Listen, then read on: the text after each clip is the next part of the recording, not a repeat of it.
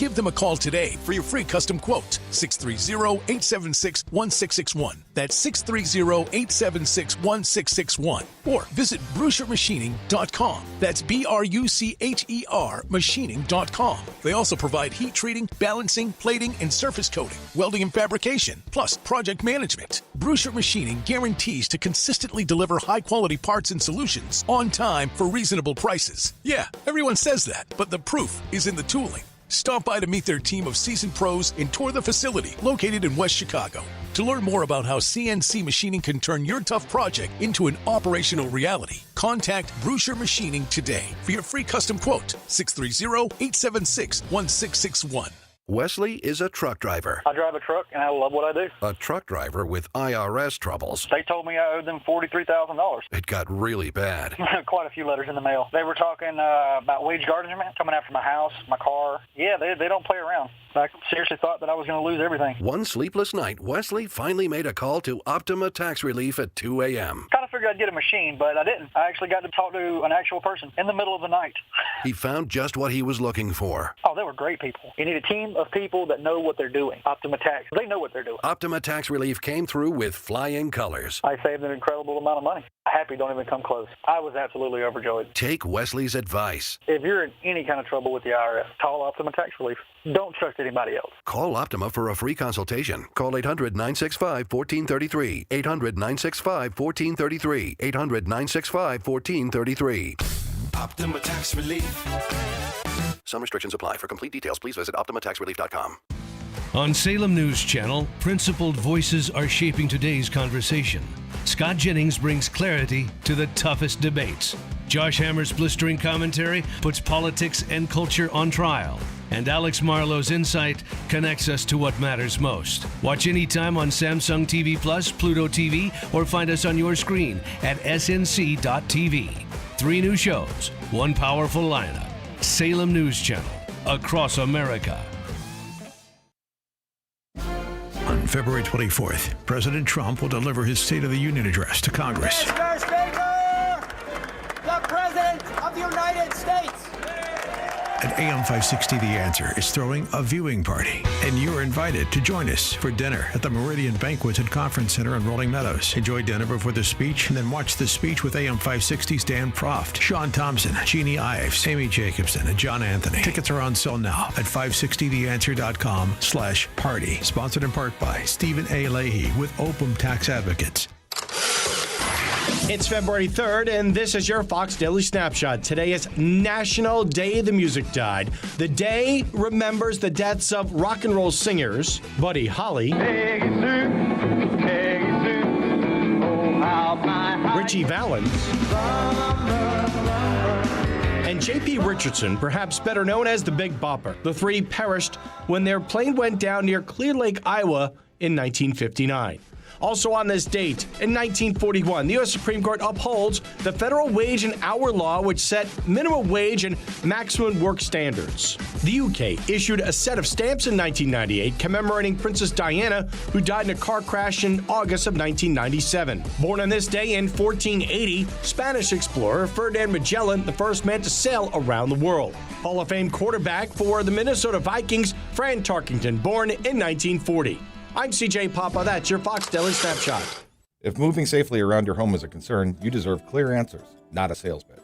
Access will help you improve home accessibility with practical solutions like lifts, grab bars, and home modifications, designed to fit your home, your needs, and budget. Experienced professionals will take the time to explain your options so you can make an informed decision. If staying safe and comfortable in your home matters to you, start with a free in-home consultation. Call Access at 630-616-6249 or visit allaboutaccess.com. As a local business owner, you get called every week by marketing companies. We get it. We have hundreds of satisfied customers. Here's what a satisfied client recently said. Open enrollment is going great. We're hitting record numbers. Thank you so much for this report. It really is amazing to see how the marketing is really shaping our enrollment around the city. Salem Surround. Is your business hard to find online? Meet with a digital marketer today for ideas that will make your business stand out. Visit salemsurround.com. The following is a paid political announcement. Stay tuned for a special message from Angel Dad Joe Abraham about his daughter Katie. Put yourself in my shoes. I just spent my first Christmas without Katie. My daughter was murdered by an illegal immigrant Governor Pritzker protected. Imagine her final breaths, knowing that you would have given your life for hers, but you didn't have the chance. Put your child in Katie's shoes. Think of the unfulfilled dreams, the unrealized joys, and the permanent loss. I'm not a political guy, but when politicians unleash violent criminals, we all need to get involved. We can do better, and we must do better. Ted Dabrowski would have protected Katie, and he'll protect your children the way I wish someone had protected mine. I'm Ted Dabrowski, and I approve this message. You need to be tuning into the Retirement Success Blueprint with Michael Stewart, the radio companion to the Amazon best-selling book, Success Blueprint, How to Build the Retirement You Deserve. Each week, Michael shares strategies designed to help reduce market risk through income-generating investments that can provide steady returns. Because if you can avoid a big loss, you don't need to take big risks. Catch the Retirement Success Blueprint with Michael Stewart, Saturday mornings at 10, right here on AM 560 The Answer.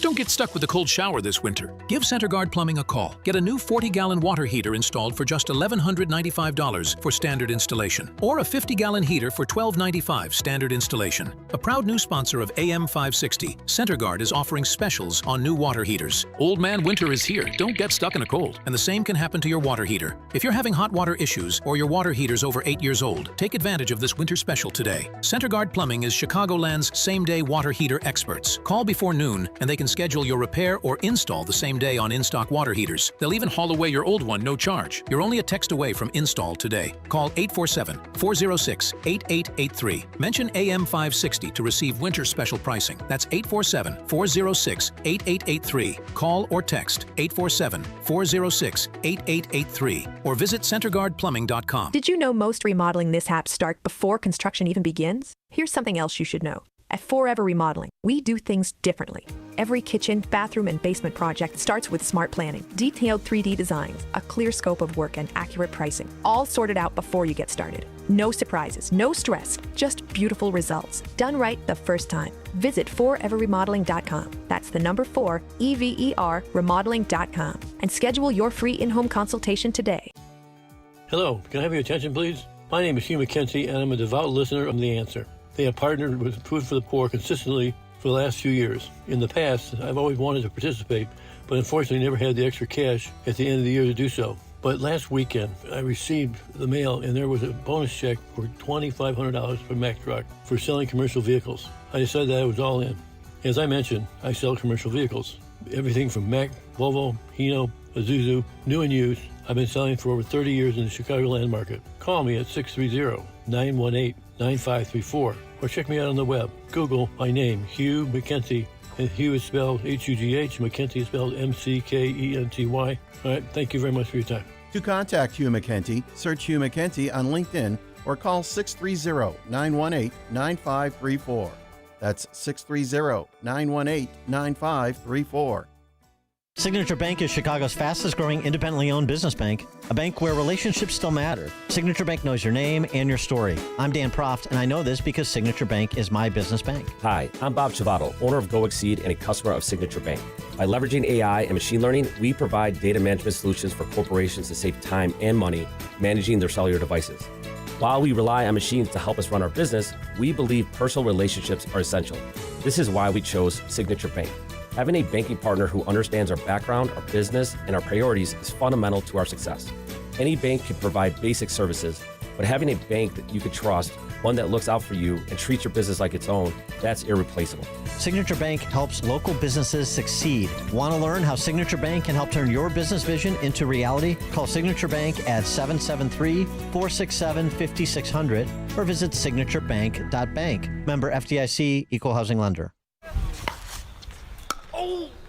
If you're over 65 and struggling with knee pain, Joint Relief Institute offers a guaranteed way to treat it. It's non-surgical and often covered by Medicare and private insurance. It's JRI's Joint Arthritis Treatment, knee lubrication placement that's so accurate, it's 100% guaranteed and can relieve your knee and shoulder pain in 10 minutes or less. Book your risk-free consultation today and get back to walking, golfing, pickleball to cycling without pain or medication. Call 708-315-6800. Meet the provider, get an x-ray and joint consultation. Why wait? JRI has treated over 30 30,000 Chicagoans and performed over 400,000 procedures. You could be next. Over 5,000 5-star Google reviews can't be wrong. Stop living in pain. Call the Joint Relief Institute today, 708-315-6800, or visit jointreliefinstitute.com. Locations in Glenview, Oak Brook, and Orland Park. That's 708-315-6800 for the Joint Relief Institute. Medicare and most private insurance plans accepted. Now, your official weather forecast. Today, expect mostly cloudy skies with cold temperatures reaching a high of 26. Tonight will be partly cloudy and cold with a low of 16. Tomorrow will bring mostly sunny conditions with chilly weather as temperatures climb to a high of 28. By Thursday, anticipate partial sunshine with a high of 31. I'm meteorologist Jason Catarina on AM 560, The Answer. Get the latest weather, traffic, and news updates online at 560theanswer.com. Portions of the following show may be pre-recorded. Now, from the Signature Bank Studios. This is Chicago's Morning Answer with Dan Proft on AM 560. The Answer.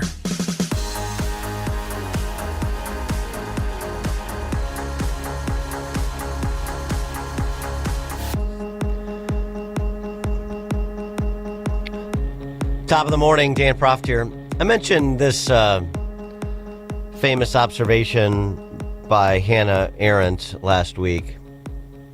Reminded of it during a talk that Daniel Hannan gave, a member of the House of Lords in the UK, great champion of Western civilization, Dan Hannan, a talk that he gave at a lunch I attended about, that very topic, Western civilization. And the observation from Hannah Arendt,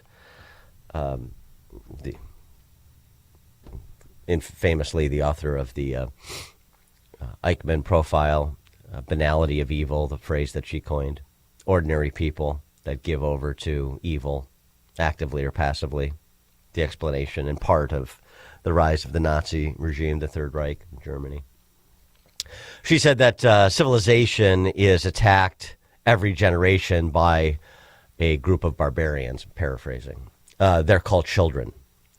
And, of course, her point was every generation produces another generation, and the question is, how are they socialized to be champions of free societies? How are they educated to be promoters of peaceful pluralism? And that is on full display in our conversations, running conversations, about federal law enforcement officers and the way that they're being approached, treated, impeded by adults and children alike. The example that adults are setting, but more importantly, the social and cultural indoctrination that's occurring in these government incubators of totalitarianism we call public schools. End of last week, beginning of this week, walkouts, certain government schools run by certain teachers' unions across the country, including in Chicago. Yesterday, it was student walkouts on the North Side Mather High School. Amundsen, Amy Jacobson, take note. Where else did we see it? North Side Prep, out in the suburbs in Streamwood. This is ABC7's coverage. First, you'll hear the caterwauling and, the not so subtle network affiliate approval of this activity. That this is somehow, supposed to inspire us, give us confidence in the coming generation. And then at the end, you'll hear from neo-Marxist alderhuman Andre Vasquez of the 40th Ward, which includes Amundsen. Amy J's alderhuman. One of the very first things we learn is the Pledge of Allegiance, which states that liberty and justice is for us all. Hundreds of Northside High School students walked out of their schools just after noon Monday, part of a student-organized walkout and rally. When you see something wrong, something unjust, we have the moral obligation to do something about it. Similar scenes playing out in the suburbs, where students of Streamwood High School also walked out. On Chicago's North Side, students from Amundsen, Mather, and Roosevelt high schools, as well as Northside College Prep, trekked to River Park, rallying in protest of the Trump administration's immigration enforcement operations. Families torn apart.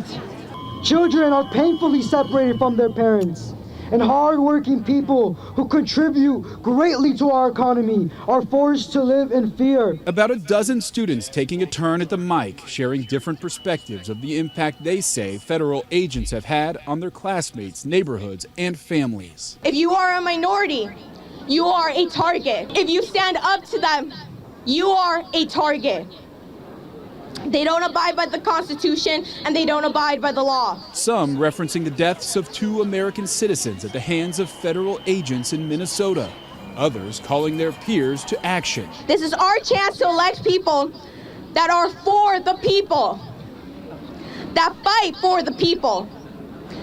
Not those who fight for who donates the most money. And while several elected leaders were in attendance, they made sure to point out this rally was organized by students. I want to thank you all for having the courage a lot of adults don't have. You all are out here, you organized this whole thing. This was all done by the students to make sure their voices are heard and to call out people who don't have the courage enough to say that I should be abolished and gone, period.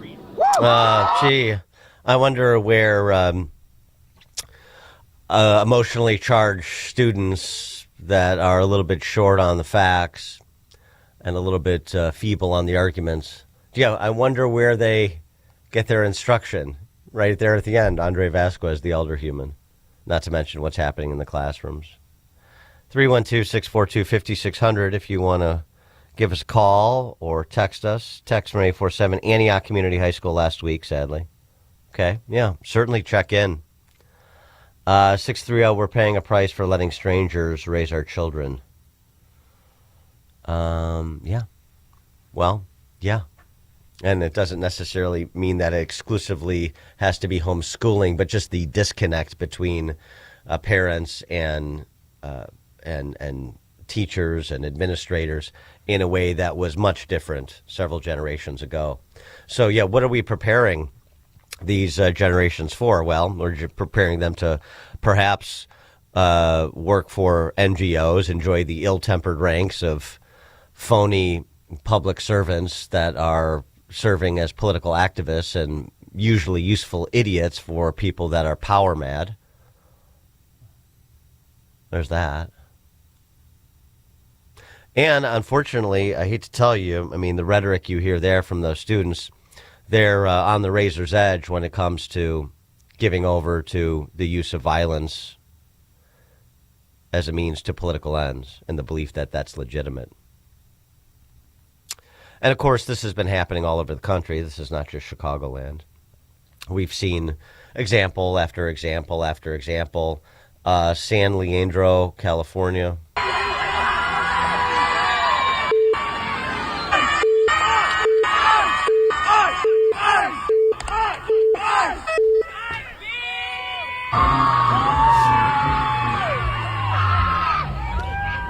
No justice, no peace. No justice, no peace.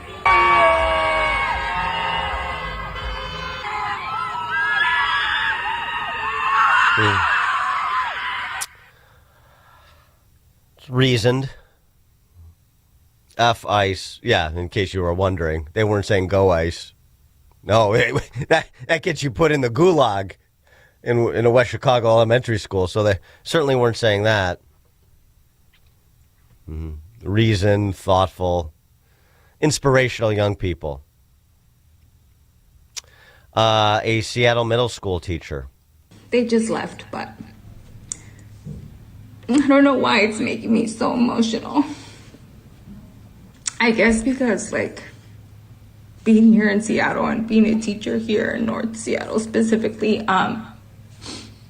there's not a lot of, like, Latino teachers at my school specifically, and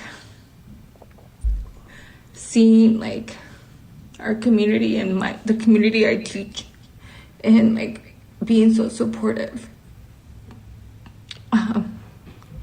it's really heartwarming. But yeah, middle school kids, they know that that everything that's going on in this administration it's not okay. And I will never understand why anyone thinks that it's okay. Mm-hmm. Yeah, these middle school kids and this bastion of leftism, the government school in North Seattle, with neo-Marxists at home and neo-Marxists leading the classrooms. Golly, I wonder how they came to conclude the same position. That they came to conclude that they should advocate the same positions. You hear from that emotional, I would say, unstable middle school teacher in North Seattle. Yeah, where do they come up with this? The children are leading the way. Is that what's happening? How about Chloe Day School in New York? Listen to this. Big gathering. Teachers and all the kids. This is like kindergartners. Nothing unusual here. We saw this during COVID. We saw this during BLM, Summer of Love, the rioting and looting that took place. Good afternoon. My name is Dr. Canton. I am the director here at the Chloe Day School here in Harlem, New York. As today is a National Day of Protest for all the violent things that we're seeing happening across our city, here at the Chloe Day School, we learn about service and acts of service from Martin Luther King. And so to end our month of service, it's too cold outside for us to go outside and protest. Our teachers cannot walk off the job and leave our children unsupervised. So today, we decided in solidarity, we will support all those who are out protesting against the violence that we see and the harm that we see happening to our friends. So some of our friends are going to share how they feel about what's happening and what they want to see happen in our government to change the harm that we see. So Sahad, how do you feel about what's happening? I feel all of it. Right, and how do you feel? What did you tell us earlier? I feel angry. Because you don't like to see what? I don't like to see people are hurt or taken away from their families. Right, and so Isabel and Amadi, what do we want to say? Stop the hating. Right. Okay, and my last three, Faith, Mariama, and Raya, what do we want to tell people? Enough is enough. Stop hurting people. And what do we want to say as a school? Enough is enough. Stop hurting people. Ms. Shadira, would you like to share your thoughts? My thoughts are, united, we're powerful, our words are strong, kindness is free. Let's do the right thing. Miss Amy, would you like to share? Just stop hating and be kind to one another. Here at the Chloe Day School, we teach love, we teach kindness, and when we work together, we are a better world. Thank you. We're fighting with you, even though we're inside. Have a great evening. God bless. Yeah.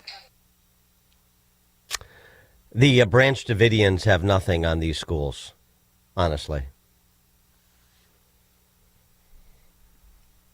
Vedette, St. Joseph, Michigan. Hi, Dan. Good morning. Morning. Sadly, St. Joe High School had a walkout, and the superintendent and the principal basically agreed to this. From what I heard from some of the students, they were actually gleeful that they had a protest at 2:45 yesterday. Sure, why not? Right? Why better not? than class. So my concern about this is, besides brainwashing the students, parents need to wake up. Thank goodness I do not have a child that goes to that school. I thank the good Lord every day for that. What they're doing is another form, in my eyes, of entitlement. What I'm afraid that these students are going to learn is they're not going to be able to understand the civics, our Constitution, and the fact that they should be supporting our laws and law enforcement, which then encourage them to be emboldened and probably confront law enforcement at a situation, maybe a minor situation, because they're being taught to not respect law enforcement. So my challenge to the parents in Southwest Michigan that goes to the St. Joe High School is, fine, if you want to protest ICE, you need to do the same and also have a day of supporting law enforcement. Yeah, thanks for the call, Vidette. Good luck with that. It's pretty clear, isn't it, that these are institutions that are interested in not even one side of the story, a narrow sliver of the story, completely distorted by ignoring the entirety of the story and the issues at bar. Stop the hating, fill in the blank. This is something that just came about. They've independently come to the same conclusions, the kindergartners and those teachers, in scare quotes, at Chloe Day School. Sure they have. Dan in Salem, Wisconsin. Hey, Dan, the left calls us Nazis and the Gestapo. That's what Nazi Germany did. They had pictures and the school boards, on the chalkboards, the teachers used to put how bad the Jews were, and they'd make funny cartoons of them with long noses. They were evil and wicked with money and stealing. This is what they're doing to our kids now. They call us the Nazis. Well, anyway, I'm on the Salem, Antioch border there, Wisconsin, Illinois. Anyway, I called up that high school because they had the protest on Monday in Antioch. I called up that school and I talked to the dean, and I told her I was totally appalled at what they're doing. I says, teaching children, allowing them to disobey, civil disobedience against our government, our federal government. These laws that the ICE agents are enforcing were passed by the Congress, I told her. And you're teaching children this stuff? She said, well, they did it on their own. Of course they did. Who needs to teach anybody? By the time they get to, the high school age, they've already been, fully enveloped in the orthodoxy, haven't they? Right. They're doing it on their own. Of course they are. They don't need instruction anymore. And you're, in terms of just the caricaturing and the demonization, right? First the dehumanization comes and then the violence follows. The dehumanization is what creates the environment in the minds of the thoughtless. The dehumanization provides the rationale for the violence. Matt, Mount Greenwood. Yeah, hey, Dan, good morning. So at Mass on Sunday, the gospel spoke of the Beatitudes, and our priest is a fantastic priest, a younger guy, very conservative, and he's got a spine as thick as a tree. A fool at the most sacred part of Mass, the Eucharist, decided that he was going to, the Father talked about the Beatitudes and being humble, being meek, feeding the hungry, and some of the fools in church decided that this was a support for ICE directly. It's all about Jesus Christ, obviously. So, priest, they made a comment to him during the Eucharist. He kept a poker face after the Eucharist, back on the altar, and he spoke out. And he flat out told them, "This is not about politics. This is about what it is, right? Jesus." And he called them out. I started clapping, and some of the people were looking around and smiling and clapping, and then the fools that wanted to protest walked out. One of the idiots was my neighbor. And I go, "You are on the wrong side of this." He is so stupid, and it's so palpable that they are just indoctrinated. And her kids are communists themselves. Believe me, they're out of their mind. They're no longer welcome in my house. But it's just, I was so happy for them because there's children in that Mass, obviously young adults. This guy has brought more young couples into the church. It's been fantastic. So have a little faith, preach it right. Have a good day, Dan. Thanks for the call, Matt. Good. Appreciate the anecdote. That's a positive one. All right, coming up at 5:38, body cams for ICE in Minnesota. That's 5:38. Now we check the headlines. Good morning. It is 19 degrees here in Chicago on AM 560 The Answer. I'm Stace Kane in the QC Kinetics newsroom. Police arrested a woman after she crashed her car into two people and then stabbed another. Police say the woman hit a 79-year-old male pedestrian first, and then she struck a 60-year-old woman with her car. Police say the suspect, identified as a 25-year-old Wisconsin woman, then turned to a man who was sitting in his car and began stabbing at his window. The man was able to restrain the suspect but suffered some stab wounds in the process. Police say the suspect didn't know any of the victims involved, and the investigation is continuing. A federal drug investigation has resulted in criminal charges against a Chicago couple and 7 other individuals for allegedly trafficking cocaine in the Chicago area. 34-year-old Joel Andrada and 32-year-old Maria Brenda Mora Hernandez are charged with drug conspiracy, drug distribution, and firearm offenses. The other defendants are also facing federal drug charges. This report is sponsored by AutoZone. Get in the zone. The free AutoZone Fix Finder service can help troubleshoot the likely cause of your pesky check engine light for free and help you save time and money down the road. Restrictions apply. Get in the zone. AutoZone. Chicago's Morning Answer continues next minute. On February 24th, President Trump will deliver his State of the Union address to Congress. Mr. Speaker, the President of the United States. And AM 560 The Answer is throwing a viewing party, and you're invited to join us for dinner at the Meridian Banquet and Conference Center in Rolling Meadows. Enjoy dinner before the speech, and then watch the speech with AM 560's Dan Proft, Sean Thompson, Jeannie Ives, Amy Jacobson, and John Anthony. Tickets are on sale now at 560theanswer.com/party. Sponsored in part by Edward Jones agent Nolan Webster. I'm alpine skier Michaela Schifrin. I've won the most World Cup ski races in history. But what does success mean to me? Success means discipline. It's teamwork. It's the drive and passion inside of us, and it's why Stifel is one of the fastest growing global wealth management firms in the country. If you're looking for success, surround yourself with the people who will get you there. If you're an advisor or investor, choose Stifel, where success meets success. Stifel Nicholas and Company Incorporated. Member SIPC and NYSE. Past performance is no indication of future results. Investing involves risk. Consult a financial advisor before making any investment decisions. When you can no longer handle your own home, Hearthstone Assisted Living at the Lutheran Home in Arlington Heights is here to help make life easier. Experience upscale living with comprehensive health services. We offer fine dining, engaging activities, available chaplains, weekly worship services, and quality amenities including a bistro, expansive library, and general store. For a limited time, mention WYLL for an additional discount. Call 847-595-5024 or visit LutheranLifeCommunities.org. Mike Lindell has a passion to help people get the best sleep of their life. He started by creating the best pillow ever, and right now he is passing the best prices to you when you use promo code LIBERTY. They want to thank you for your continued support by passing on some Christmas specials to our listeners. Get wholesale pricing on the classic My Pillows for $17.98. Transform any mattress with a My Mattress topper and save up to $100. Get a set of Giza sheets for as low as $29.98 or the 6-pack towel set for only $39.98. To get the best specials ever, go to MyPillow.com and use promo code LIBERTY or call 800-489-0201 and use promo code LIBERTY.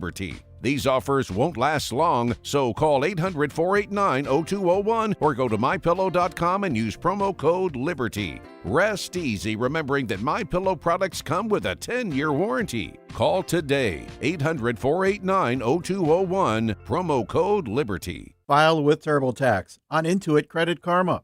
They help you get your biggest refund, and then they help you do more with it. Start filing today in the Credit Karma app. Now, your official weather forecast. Today, expect mostly cloudy skies and cold temperatures with a high of 26. Tonight will be partly cloudy and cold with a low of 16. Tomorrow will bring mostly sunny conditions with chilly weather and a high of 28. Thursday will have partial sunshine with a high of 31. I'm meteorologist Jason Caterina on AM 560, The Answer. Get the latest weather, traffic, and news updates online at 560theanswer.com. Now, from the Signature Bank Studios.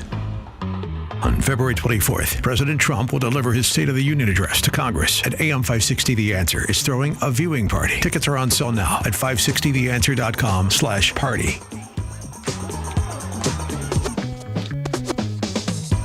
Top of the morning, Dan Proft here. Before we get to the body cams, it sort of folds in here.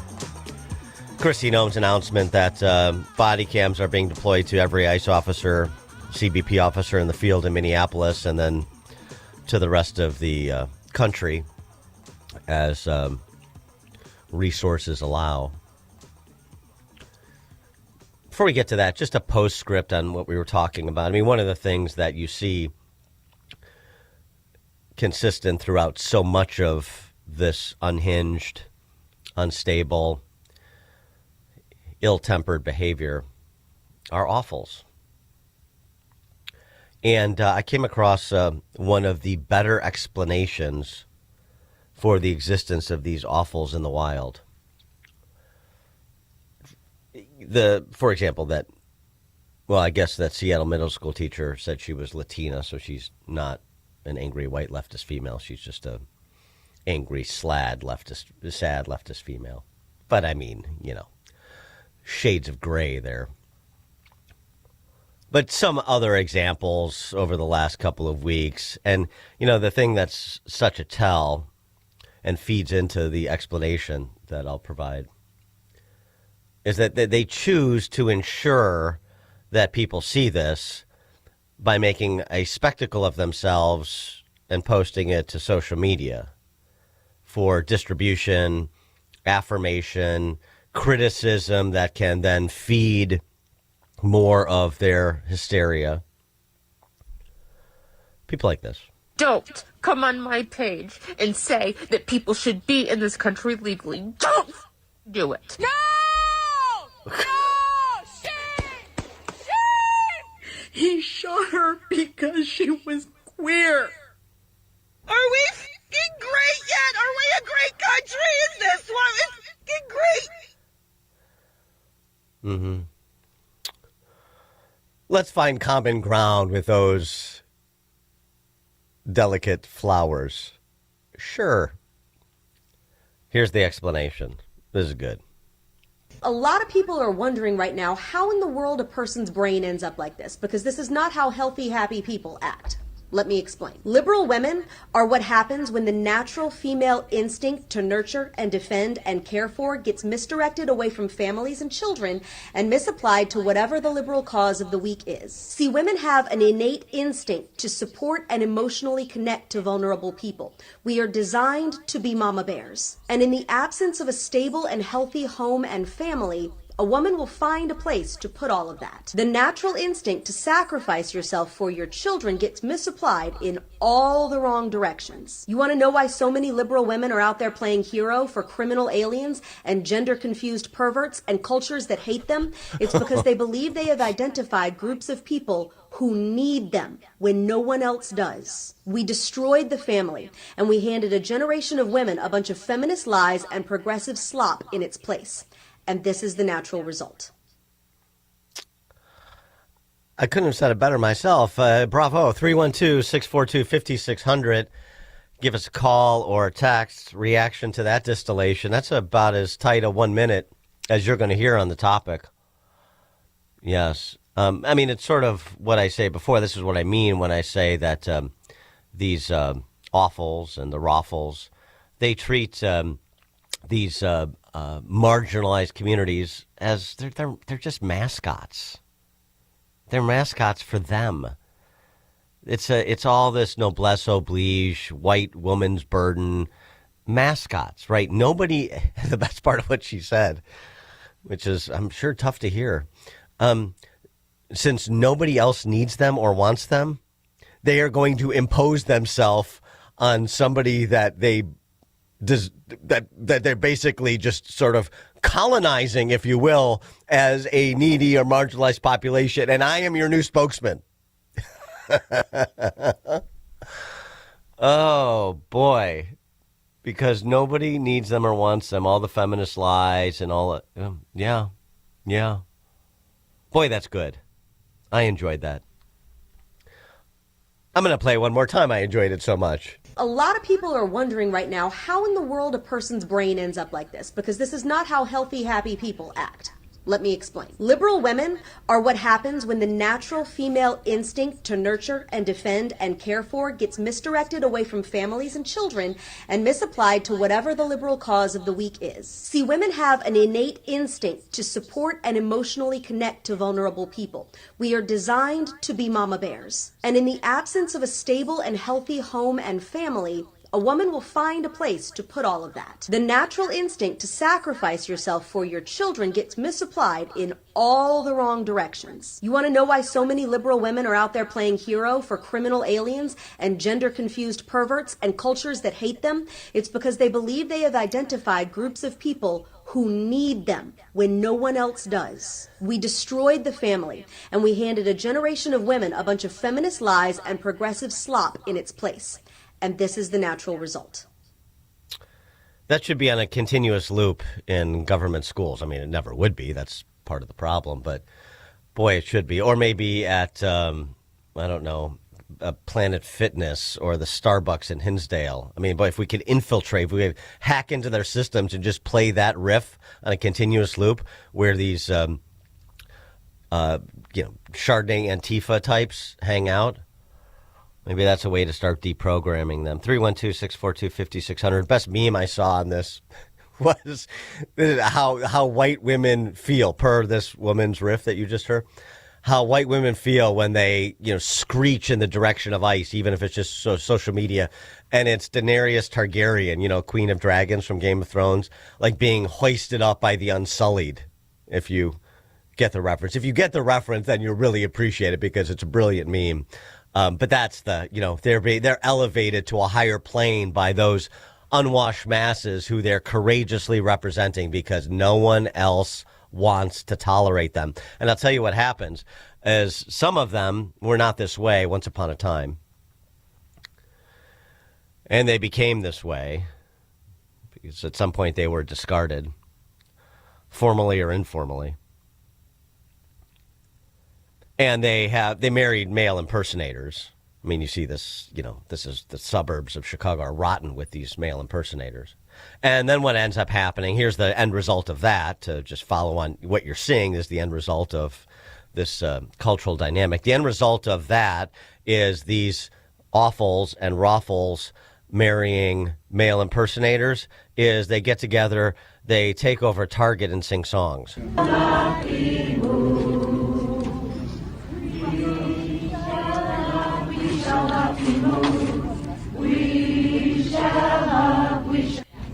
Call for ICE to leave Minnesota. There's one of those eunuchs. Yeah. They courageously are taking on Target because Target isn't doing enough to, I don't know, not let ICE agents buy paper towels there or some nonsense. Joe, Arlington. Well, this is going to be intelligent. Joe, our poet laureate from Arlington Heights, has deigned to weigh in. Joe? Good morning, sir. Let's not keep scoring just on women. Let's also remember the role that fathers play. To develop emotional maturity, children have to see discipline and the exercise of intellect, and they have to see masculine strength to counterbalance what we see in the emotional tendencies of women. And together, that was God's plan anyway. You see, a lot of men are emasculated through media for decades now. 100%. Absolutely. Absolutely. No, look, it's thanks for the call, Joe. It is awfuls and raffles and their male impersonator husbands or, boyfriends in scare quotes. Yes. No, it's a team effort. I completely agree. Frank Beecher. Yeah, good morning. Hey, I'm kind of curious when they have these kids out there protesting. We're worried about school safety, and we have kids out there out on the streets, and there's still a lot of crazy people out there. Who's going to assume responsibility for when we get students killed? Thanks for the call, Frank. Glenn, Orlando. Good morning, Dan. I have an idea that affects you. And much like the Grammys, why don't we have a show that's called the Awful Awards hosted by Dan Proft? Oh, okay. Yeah. Thanks for the call, Glenn. I don't know if I'll get anybody to show up for the award ceremony. The awful middle school teacher from Seattle could not be in attendance, so I accept this award in her name. Be a lot of that on that award show, but yeah, I mean, they should be recognized. It's a very competitive environment. There's no question about that. All right, just on the matter of body cams, let's get into that just a bit. President Trump in the Oval Office, fielding questions from the D.C. press corps, had this to say about the Kristi Noem decision, and he said it was hers to mandate body cams in Minneapolis for DHS officers. Thank you, Mr. President. Kristi Noem just announced that you're deploying body cameras to Minneapolis. What's your thinking behind this decision, and do you want to see this? Well, it wasn't my decision. I would have, I leave it to her. They generally tend to be good for law enforcement because people can't lie about what's happening. So it's generally speaking, I think 80% good for law enforcement. But if she wants to do that, I'm okay with it. Remember one thing: we closed the. Yeah, because, it turns out that it has not been the boon towards defunding police, state, local, federal, that the left thought it would be. That's why they wanted body cams. They said, it's for accountability. No, they had this caricature in their mind of police officers at every level as being at minimum thugs. I mean, they call them much worse names than that at every level. You remember the Summer of Love. Same deal. They thought it was going to be their gotcha moment so they could defund local police as well as federal law enforcement officers and replace them with their friends in the social working industry. And then we're going to, have this immanentizing of the eschaton. We're going to create heaven on earth when we get rid of these jackbooted thugs that enforce the laws and replace them with kind-hearted, pathologically empathetic social workers. And it hasn't worked out that way. Instead, what's happened is we find in most of these incidents, not all, but most of these incidents, the body cam footage exonerates the police in a way that it would have been a he said, they said, if not for the body cams. And that was the point that Trump was making. Interestingly, the tell that I'm right about this, as is the president, is people on the left who are not excited about body cams all of a sudden. The author of this book, Copaganda, Alec Karakastanis, he had this to say on the mirage of accountability associated with body cams. He said in the wake of Michael Brown, we'll market it to low information people in the public, to well-meaning liberal people. We'll market it as accountability and transparency. And so they totally shifted, and then they were able to get hundreds of millions of dollars toward their goal of outfitting every single cop in the United States with a mobile surveillance camera that the police control. They control when it's on, when it's off, what it captures. When something is captured, it's released to the public. So if the police capture, let's say, an undocumented immigrant committing some crime, that's out on Fox News and the New York Post within hours. But if they capture the police doing something horrific, the public may never see that video. So body cameras are a mirage. And as I write in the Copaganda book, and it's really critical to understand exactly how it happens, not only do they not reduce police violence, but they have been an essential propaganda tool in convincing so many well-meaning people across our society that the authorities care about police violence, that they want accountability, that they're doing something, right? And it distracts people from the core, important kinds of changes that we need, which is to reduce the size and power of these bureaucracies. There you go. Thank you. Almost a complete confession. Almost. We want to defund police, bureaucracies. We want to defund police. We don't want to enforce the law, certainly not against our constituents or those we desire to be our constituents. And so we thought this was going to be expository.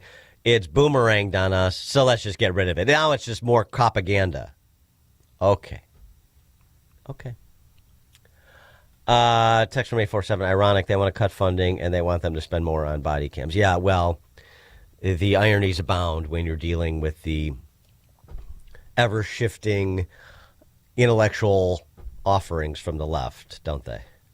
Dan Proft, Chicago's Morning Answer.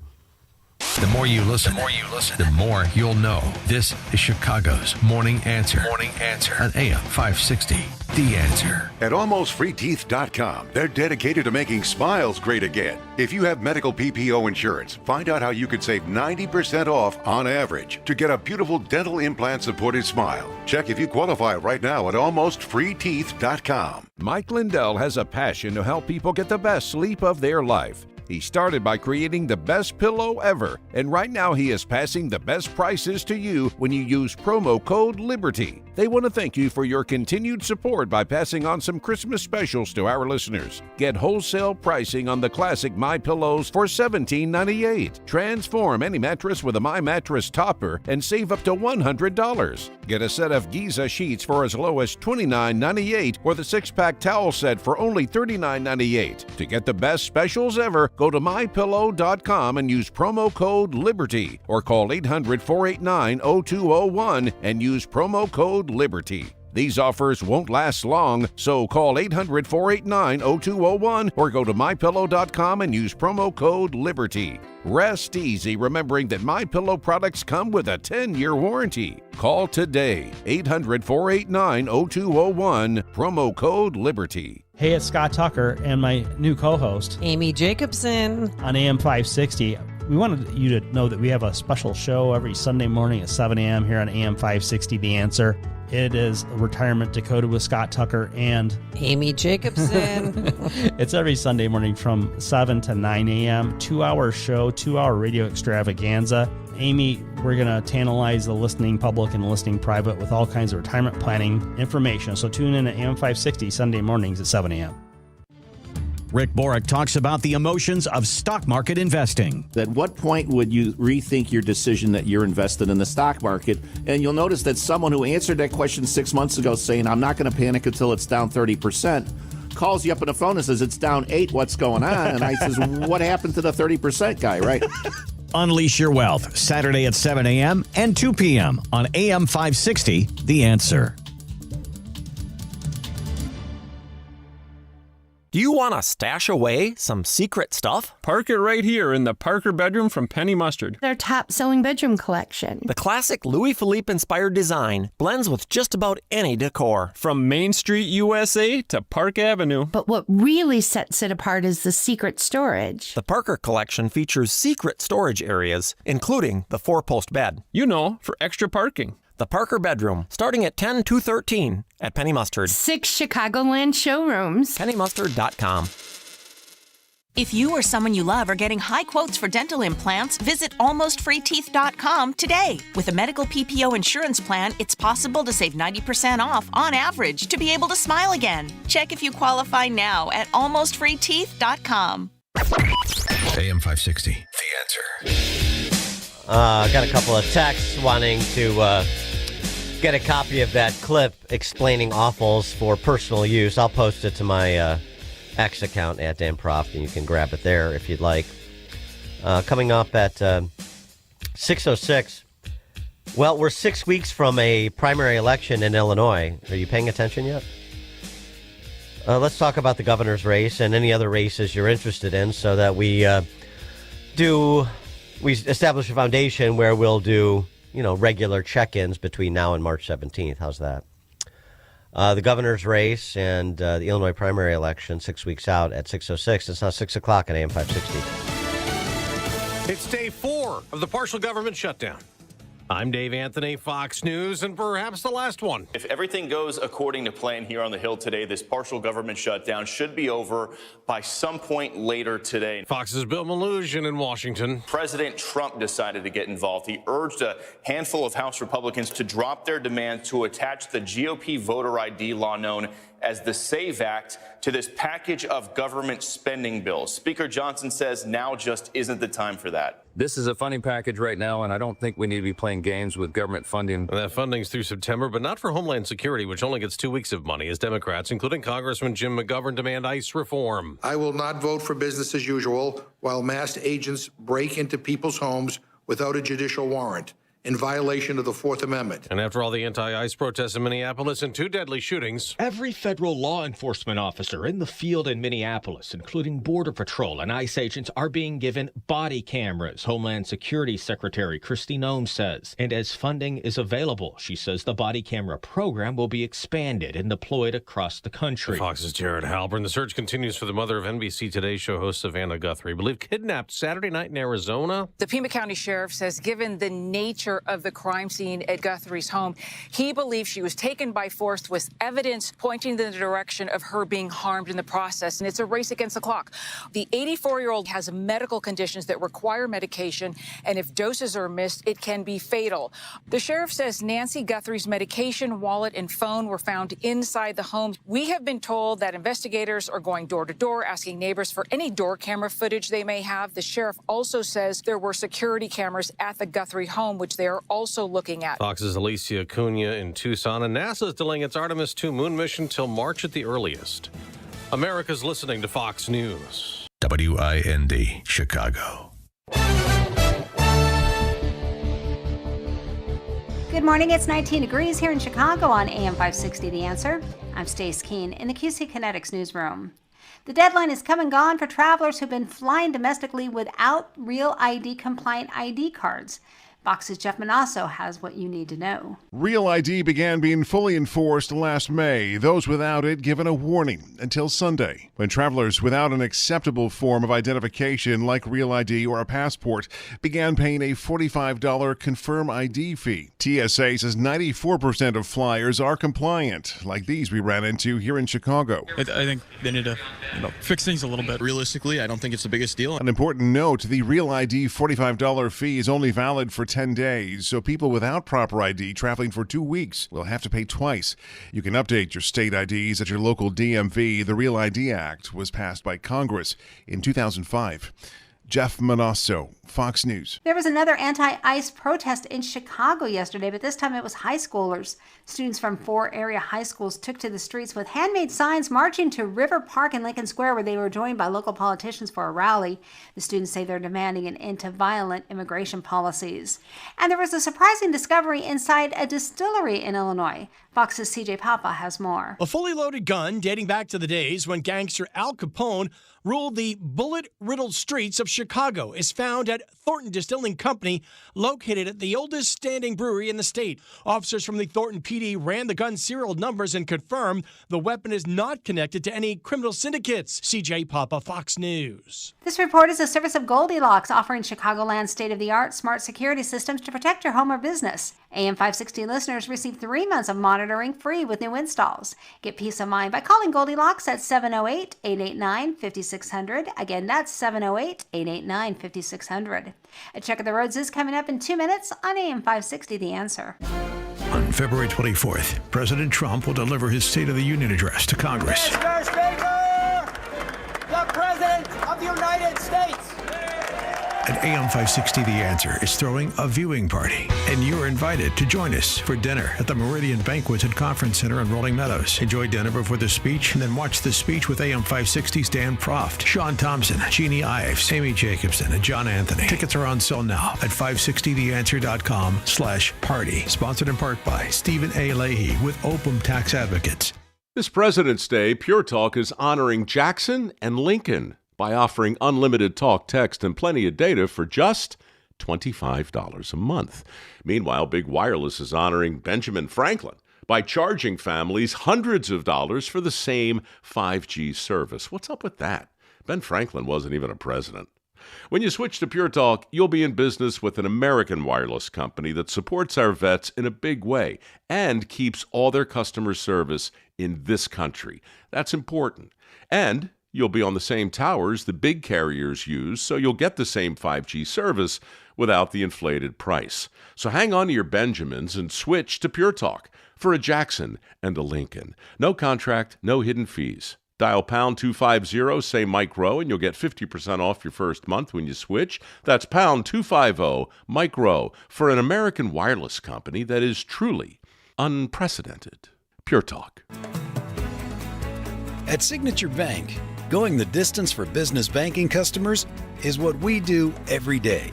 We understand that business owners have a strategic mission, a drive to succeed, a plan for growth, and don't have time to wait for a bank to respond. With Signature Bank, you not only have a banking partner that has roots right here in Chicago, but our decisions are made locally too. Signature Bank knows that when you have a question or problem about your business, you want answers. You need someone who will pick up the phone or respond to your text. You need someone who is always there for you. That's Signature Bank. We are a team that wants to get to know you and your business. Want to be Signature Bank's next success story?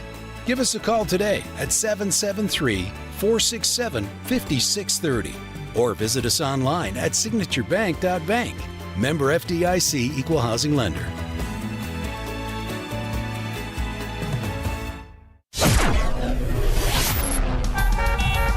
Taking a look at the roads from the Team Hochberg Traffic Center, I'm Sue Aller. We are jammed on the northbound side of Lakeshore Drive at Science Drive, all because of a collision. And then on the southbound side, there's another crash at North Avenue. This one takes down 2 right lanes. Now, no delays to tell you about on the Edens. 14 minutes both ways from Lake Cook to Montrose. The Kennedy is light, just 8 minutes in both directions. From Montrose to the Burn Interchange, you've got about 15 minutes both ways on the Eisenhower. From Wolf to the Old Post Office, 26 minutes inbound on the Stevenson. From Veterans Memorial to Lakeshore, outbound is 22. 15 inbound on the Dan Ryan. From 95th to the Burn Interchange, outbound is 11. A little bit sluggish on the express lanes inbound from 33rd Street to the Stevenson. And a crash in Burbank slows you down on Cicero Avenue at State Road. This report is the service of the daily podcast of Chicago's Morning Answer and the Sean Thompson Show. Hear both shows with limited commercials when you subscribe for free to the daily podcast at 560theanswer.com/podcast. Chicago's Morning Answer continues next. Now the latest forecast from the Air Right Heating and Cooling Weather Center. Today, expect mostly cloudy skies and cold temperatures with a high of 26. Tonight will be partly cloudy and cold with a low of 16. Tomorrow will bring mostly sunny conditions with chilly weather and a high of 28. Thursday will have partial sunshine with a high of 31. I'm meteorologist Jason Caterina on AM 560, The Answer. Get the latest weather, traffic, and news updates online at 560theanswer.com. Now, from the Signature Bank Studios,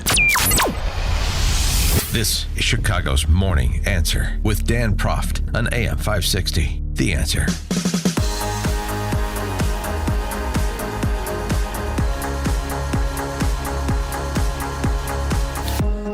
Top of the morning, Dan Proft here. Primary election in Illinois, March 17th. It's only 6 weeks away. I know some people are still acclimating themselves to the new year and hiding from the cold, but it's time to engage if you haven't already. Starting with governor, but not limited to that. If you want to opine on any of these races, you know where I am, if you've listened to the show, on the governor's race. Working for Ted Dabrowski, fully supportive of Ted Dabrowski. He is the only candidate with a chance to win, but in terms of beating Pritzker, but don't let that dissuade you from speaking your mind if you disagree. Happy to entertain pushback, as I always am. 312-642-5600 is the call-in and text line, if you care to weigh in on the matter. So it's really a race between 3 candidates at this point, as far as I can tell. Dabrowski, Darren Bailey, the nominee from 4 years ago, and gambling impresario Rick Heidner. The DuPage County Sheriff, James Mendrick, is in the race, but still waiting for him to update us on that mass shooting in Willowbrook from a few years ago, where no arrests were made. What was it? 24 people shot, 1 dead? Yeah, he was really upset that I inquired publicly about the state of the investigation. That was outrageous to him as a law enforcement officer. But now that he's maxed out on his pension, why not take a flyer? That's the kind of inspired leadership. Take a flyer, run for governor. If I lose, I move out anyway. So he's a name on a ballot. That's it. The other two should be as well. But one has money and the other has bought and paid for a name ID that he's living off of from 4 years ago. So at this point, I would say it's competitive. Rick Heidner, since he's a newcomer, why don't we start there? And I'll make the case neither one of them, as to why neither one of them has a prayer in the general election, nor is representative of doing something different for the party and its prospects. I bring this up because we've discussed on the show many times previously. There have been opportunities over the last 2.5 decades since George Ryan was taken away in cuffs to change the Republican Party's fortunes here. Yet the one thing that we've done just about every time where there were these opportunities for an inflection point to foment one is to push conservative reform leadership, is to exercise some internal accountability and promote change agents as opposed to combine sycophants into positions of authority as well as into nominations of importance. And here we are again in 2026 with an opportunity. Now it's still going to be an uphill race because, you know, things have been allowed to get so bad within the party and within the state. And there is such a level of fatalism. And there has been such an influx of neo-Marxists into positions of power, cowering people that are of goodwill, and that's just a fraction of them, in our mediating institutions from standing up for what they know to be true and proper. So it's complicated. It's a big lift. But if you even want to have a puncher's chance, you have to make the right choice in the primary election. I don't really understand Rick Heidner's motivation to run for governor. Maybe, you know, he's made his money in gambling and dope and being a combine guy, and now he wants, you know, something to sort of legitimize himself, sanitize his background. Now I'm going to, in Trump-like fashion, I'm going to be the business guy who comes in from the outside and, a pox on both parties, common sense, and this is a way for me to burnish my reputation for epitaph purposes. He is not a conservative reform movement guy, clearly. This is a guy who, and by the way, just on the businessman credential, has he paid off that $5 million lien that the IRS put on him? I know he lives in a big house in Barrington. Good for you. And I know he had a big cash out by selling. I understand he had a big cash out selling his stake in Gold Rush Gaming, where he, has made millions and millions by besmirching, degrading so many suburban communities with gambling machines everywhere you turn around, participating in legitimizing the mob economy. It was predatory when the mob was running the rackets. Somehow it's redeemable when the government does it. Right. Or sanctions it to inside players who enrich themselves and return the favor, as Rick Heidner has by donating to all these Democrats, including Brandon Johnson and Kim Foxx. I mean, really, is there a circumstance? You're a Republican primary voter. You're a conservative, reform, center-right type of person, and you're going to nominate somebody who has donated to Brandon Johnson and Kim Foxx? What could possibly be the rationale to do those things? Well, it's interesting you ask, because that was put to Rick Heidner at a recent candidate forum, and this is what he said. See if it passes muster with you. So what Ted isn't telling you that is, I gave $100,000 to Paul Vallis to beat Brandon Johnson.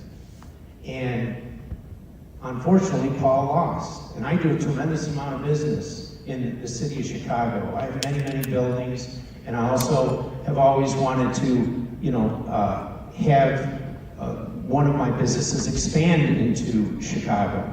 So a dear friend of mine called me on the phone and said, Rick, would you help me with this? And Brandon Johnson had a lot of debt from his campaign. And he said, I could get you in front of him. You can talk about your businesses and this and that and give him your opinions. So really, out of respect for my friend, I did it. I told him honestly it was like cutting my arm off, but that's neither here nor there.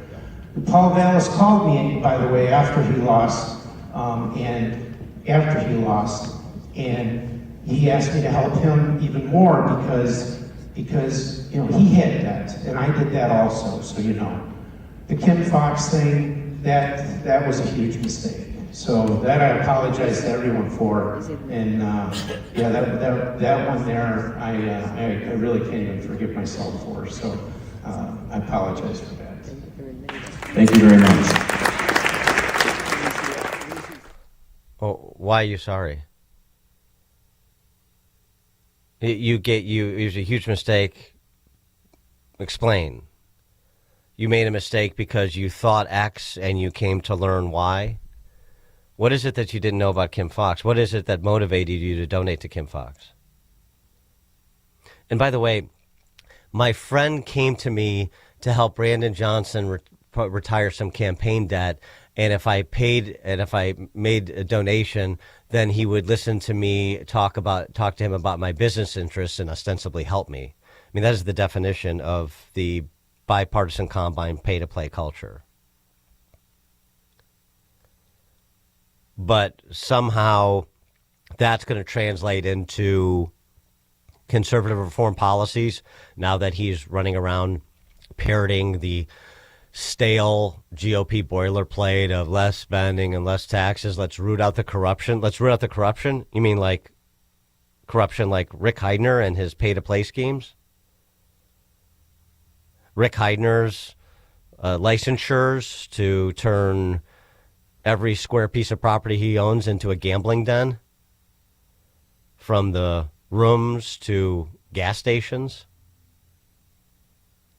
I made a mistake. I apologize for donating to Kim Foxx. Well, how did you come to make that mistake? Because if you can't explain why you think you made the mistake, then how genuine is the contrition?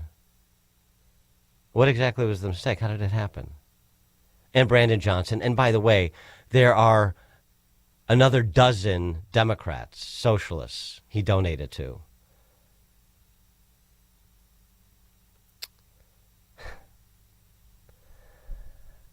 I'll tell you, one of the moments that we had a couple of cycles ago in 2018 when Jeannie Ives challenged Bruce Rauner and came within a whisker of taking out an incumbent governor in her own party, obviously in the primary, which is something that's happened like 2 or 3 times in the last 50 years in the country.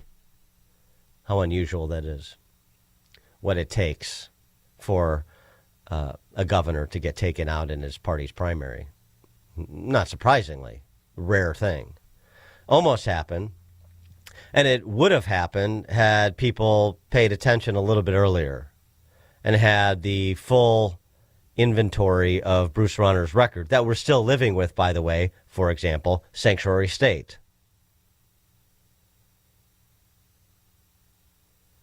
But people weren't Republican primary voters, which is an insular cohort of the larger electorate and the larger population, couldn't be bothered to pay attention, even as their governor stuck it in their back repeatedly over the course of his single term. So you can't be bothered again? Well, then we'll have another result, potentially, that is embarrassing.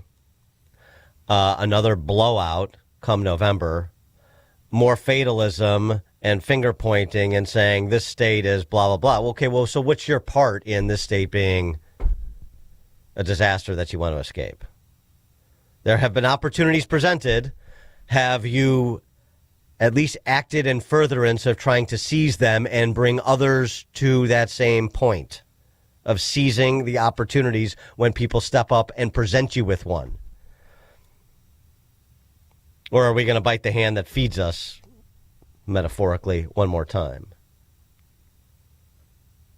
Rick Heidner. Seriously? Darren Bailey? Let me just repeat. Darren Bailey in 2022 got 130,000 less votes in suburban Cook and the Collars than Bruce Rauner got in 2018 when you had a third-party conservative candidate siphoning Republican votes away from him, when he had essentially given up his reelection campaign and was looking to get out the summer before that 2018 election. We're just coasting. Decided I've stopped spending my fortune. I'm getting hammered. I'm going, out, and then I'm moving out of state, which is exactly what he did.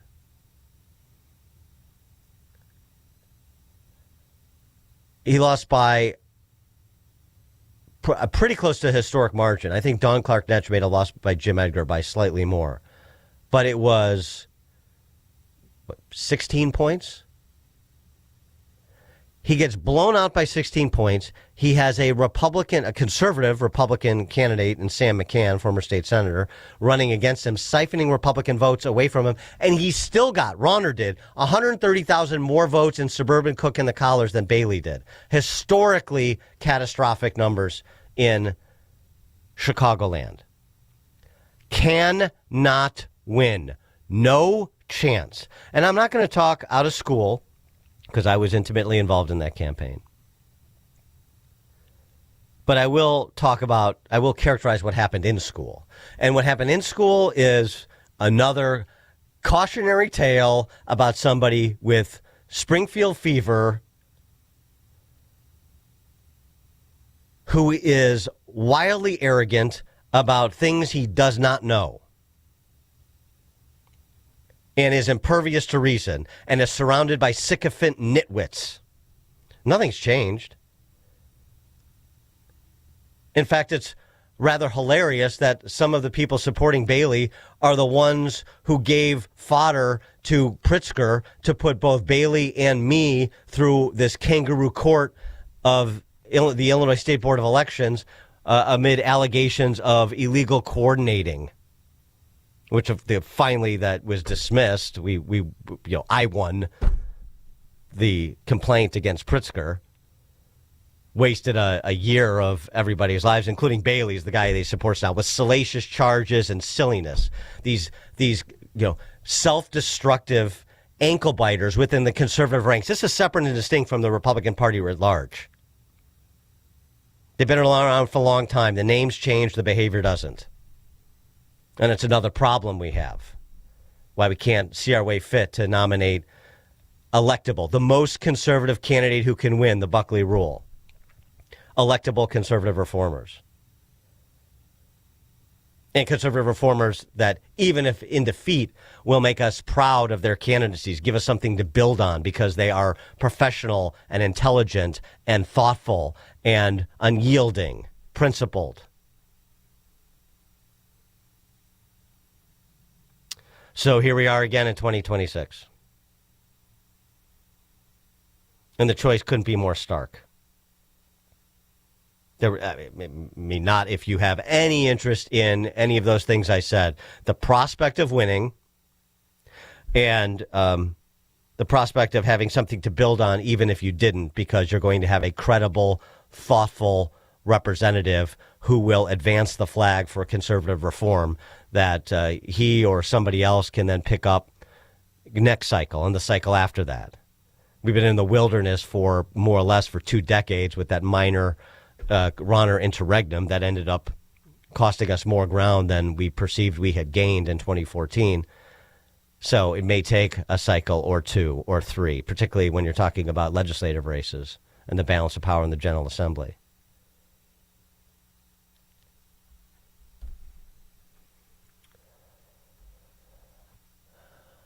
Bob in Lake Villa. Hey, good morning, Dan.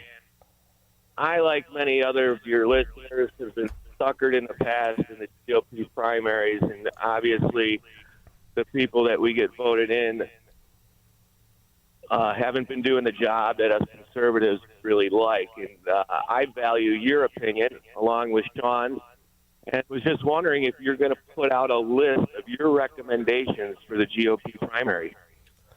Well, thanks for the call, Bob. I mean, I'll talk about him. I mean, I like Don Tracy for Senate and obviously Ted Dabrowski for governor. I'll talk about him. And we get into legislative races and other races on the ballot in March that people are interested in. So that's why I'm putting a marker down now. We got 6 weeks to go, which is, many people are not just even tuned in yet, but early voting does start in 2 days, incredibly, the way our elections go. So, it's time to start zoning in here, right? As opposed to zoning out. 6 from 7 to 3. Interesting to note that Rick lives in Barrington, but they don't allow gambling machines. That is interesting to note. I've made that point before, too. It's fascinating. Gambling machines, the ubiquity of gaming machines and gaming halls and gaming gas stations and dope and abortion mills, all the mob's rackets that the state has taken over and made, and polished up and made legitimate somehow. They were predatory when the mobsters did it, not predatory when the government mobsters do it. Sure. But it is interesting, yeah. I don't see a lot of gambling halls, check cashing stations, payday loan operations on Green Bay Road in Kenilworth. Don't see them in Barrington. No, that's fine. We can do whatever you want in those, gritty West Central Cook County suburbs, those low-income South suburbs. But in the leafy, well-to-do suburbs, well, we have to push those blights out. Exactly. Right. They don't want that stuff in their backyard. But it's okay if it's in your backyard. It's okay if they prey on you and your community. Tina Joliet. Good morning. So I went door knocking Saturday for Will County candidates, Raj Pillai running for treasurer. And every person I spoke to, nobody wanted Darren Bailey, not one. And the dark horse in the race, Rick Heidner, his marketing's working. People ask me about him over and over again. So the money he's pouring millions into ads, mailers, and it's having an impact, unfortunately. Well, I mean, yes. Thanks for the call, Tina. I mean, everybody gets to talk to the voters to the extent they want to. So, you spend millions of dollars, then people are going to have awareness. And it takes time for others to catch up. But let me say something else about the general election. First of all, as a combine guy like Heidner is, he goes to the general election without his base. So Darren Bailey wants to run a Pentecostal tent revival, and that's not going to win anything statewide in Illinois. This just in. Rick Heidner is going to go to the general election, were he to win, without the conservative reform base. Okay, well, please see Bruce Rauner. You cannot win if you don't have the base of your party. That goes for any nominee of any party, particularly in a statewide election. I mean, this is commonsensical. Let me tell you something else. For example, with Bailey, the $50 million that Dick Uihlein put behind him in 2022, which he's living off of, well, that's not happening again. Darren Bailey has raised 3 cents. He's a bobber in the water living off residual name ID. That's it. So if people, like I said, zone in and actually weigh their choices, then he's going to continue to sink under his own weight. But that money is not coming for Rick Heidner, and it's not coming for Darren Bailey, because they are not viable candidates. And also, frankly, both of them in different ways are embarrassing candidates. And the people that are still interested to give in Illinois, who haven't completely given up on Illinois, are not interested in giving a lot of their money to be embarrassed. They've had too many, some of it their own doing, but they've had too many instances where that's been the case. Which is why the interesting thing, of course, is this is the other aspect of Dabrowski. He is pulling together the disparate parts of the party in a way that no candidate has in a primary in recent times. Maybe not since Rauner in 2014, but even more so. He has conservative grassroots, pro-life, pro-family leaders like Dave Smith at IFI, Illinois Family Institute, Mary Kate Zander at Illinois Right to Life. He has people who donated to Paul Vallis against Brandon Johnson just because they live in the city and they wanted to support the better choice, libertarians and as well as conservative Catholics. But sort of a more establishment-oriented, small C conservative Republican donors, as well as movement conservative donors, and the biggest in the country in Dick Uihlein, the same guy who gave Darren Bailey backed Darren Bailey with $50 million between my IE and Darren Bailey's campaign last cycle. So you have a consolidation going on behind Dabrowski because people who do pay attention and put their money on the line know what's going on, and they know what gives us a chance, and they know the sort of candidate they will back to try to consummate that opportunity such that they won't, even in defeat, if that were to occur, they're not going to be embarrassed the way that Darren Bailey embarrassed us. So that's what time it is. Coming up at 6:36, we'll turn our attention to something else. I need to regroup. Haha. Let's check the headlines.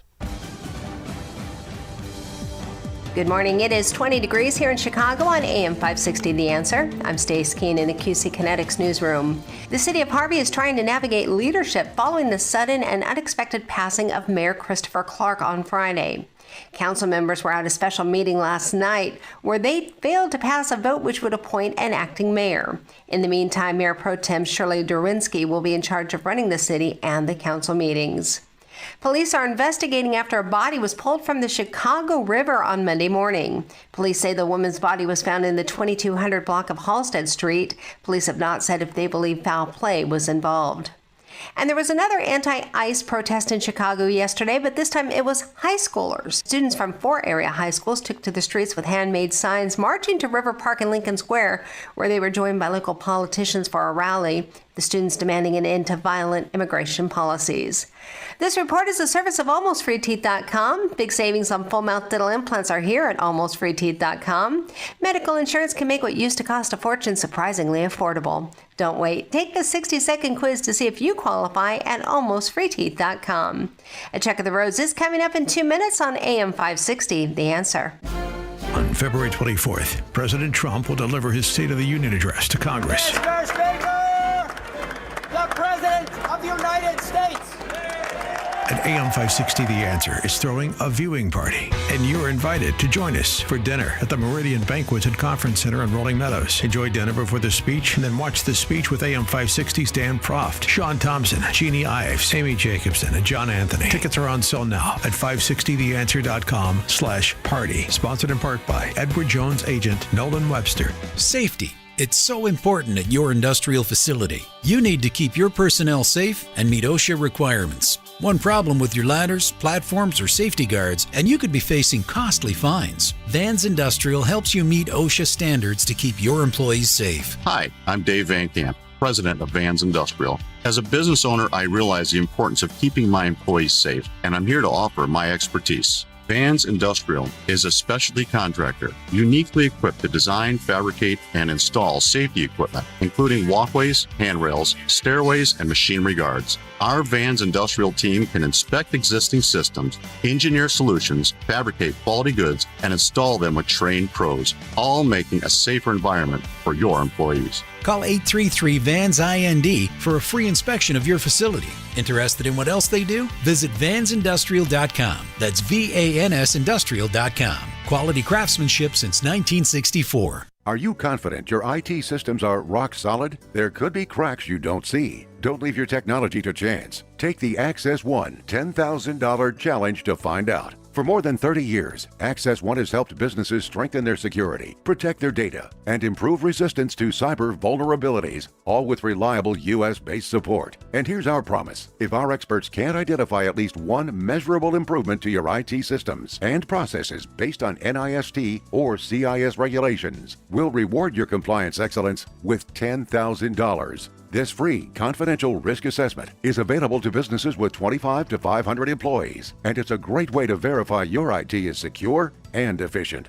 No gimmicks, just proven results from an experienced IT partner. Ready to put us to the test? Visit accessoneinc.com/challenge or call 800-654-1555 to schedule your assessment today. Certain conditions apply. See details online. At Terra Vista of Oak Brook Terrace, dementia care isn't just what we do. It's all we do. We specialize in caring for those with Alzheimer's and other types of dementia. We're on the forefront of dementia care with a barrier-free, stress-free environment, so residents can explore safely and feel at home. But what truly sets Terra Vista apart? Personalized care. We take the time to learn each resident's story, where they lived, their routines, former careers, even the names of family members. Anyone who interacts with your loved one can immediately make them feel comfortable and understood. We meet our residents right where they are.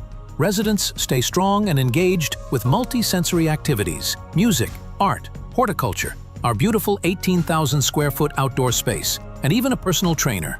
At Terra Vista, residents aren't defined by their dementia. We honor the whole person. Speak to an advisor or schedule a tour today at terravista.org. Again, that's terravista.org, and tell them AM560 sent you. File your taxes for free with TurboTax on Intuit Credit Karma. Just file on your own in the Credit Karma app by February 28th. Valid for those who didn't file with TurboTax last year. Taking a look at the roads from the Team Hochberg Traffic Center, I'm Sue Eller. We're shut down on the southbound side of Lakeshore Drive between Fullerton Parkway and North Avenue, all because of an accident, and you're stop and go on the Edens inbound, 28 minutes from Lake Hook to Montrose. Outbound is 14 inbound. Watch out for an accident at Foster Avenue. The Kennedy is just 8 minutes on the main roadway from Montrose to the Burn Interchange, but the express lane's completely jammed into North Avenue, all because of another collision. You've got 30 minutes both ways on the Eisenhower from Wolf to the Old Post Office outbound. The first accident, that is at Des Plaines Avenue. And then just after that, the left lane is blocked with another crash right at 25th Avenue. This report is the service of Discover. Guess what? Discover is accepted at 99% of places that take credit cards nationwide. You heard right, 99%. If you don't think so, maybe it's time to face facts. You're stuck in the past. Based on the February 2024 Nielsen report, learn more at discover.com/credit card. Chicago's Morning Answer continues next, but now the latest forecast from the Air Right Heating and Cooling Weather Center. Today, expect mostly cloudy skies with cold temperatures reaching a high of 26. Tonight will be partly cloudy and cold with a low of 16. Tomorrow will bring mostly sunny conditions with chilly weather as temperatures climb to a high of 28. By Thursday, anticipate partial sunshine with a high of 31. I'm meteorologist Jason Caterina on AM 560, The Answer. Get the latest weather, traffic, and news updates online at 560theanswer.com. Now, from the Signature Bank Studios. If you're looking for the latest news, insight into what it means, and the sharpest opinion, there's only one station in Chicago where you can turn, and it's this one. We're AM 560, The Answer.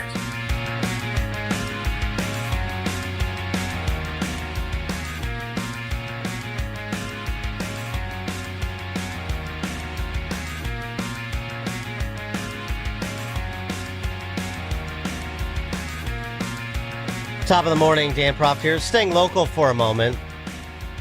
The importance of putting a marker down in an election year at the state level to drive the right debates, to highlight the right issues.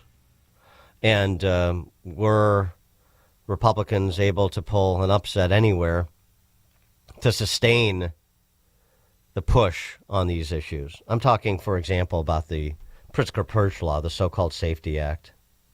There's still a lot of information out there that doesn't bubble up to the surface and force some accountability among the political ruling class because of the general disarray of what is supposed to be the opposition party, the poor leadership at the legislative level, what is supposed to be the opposition party by Tony McCumbee in the House and John Curran in the Senate, who are completely useless. That could change. And it's not just about Chicago or Cook County. As we told you, it wouldn't be.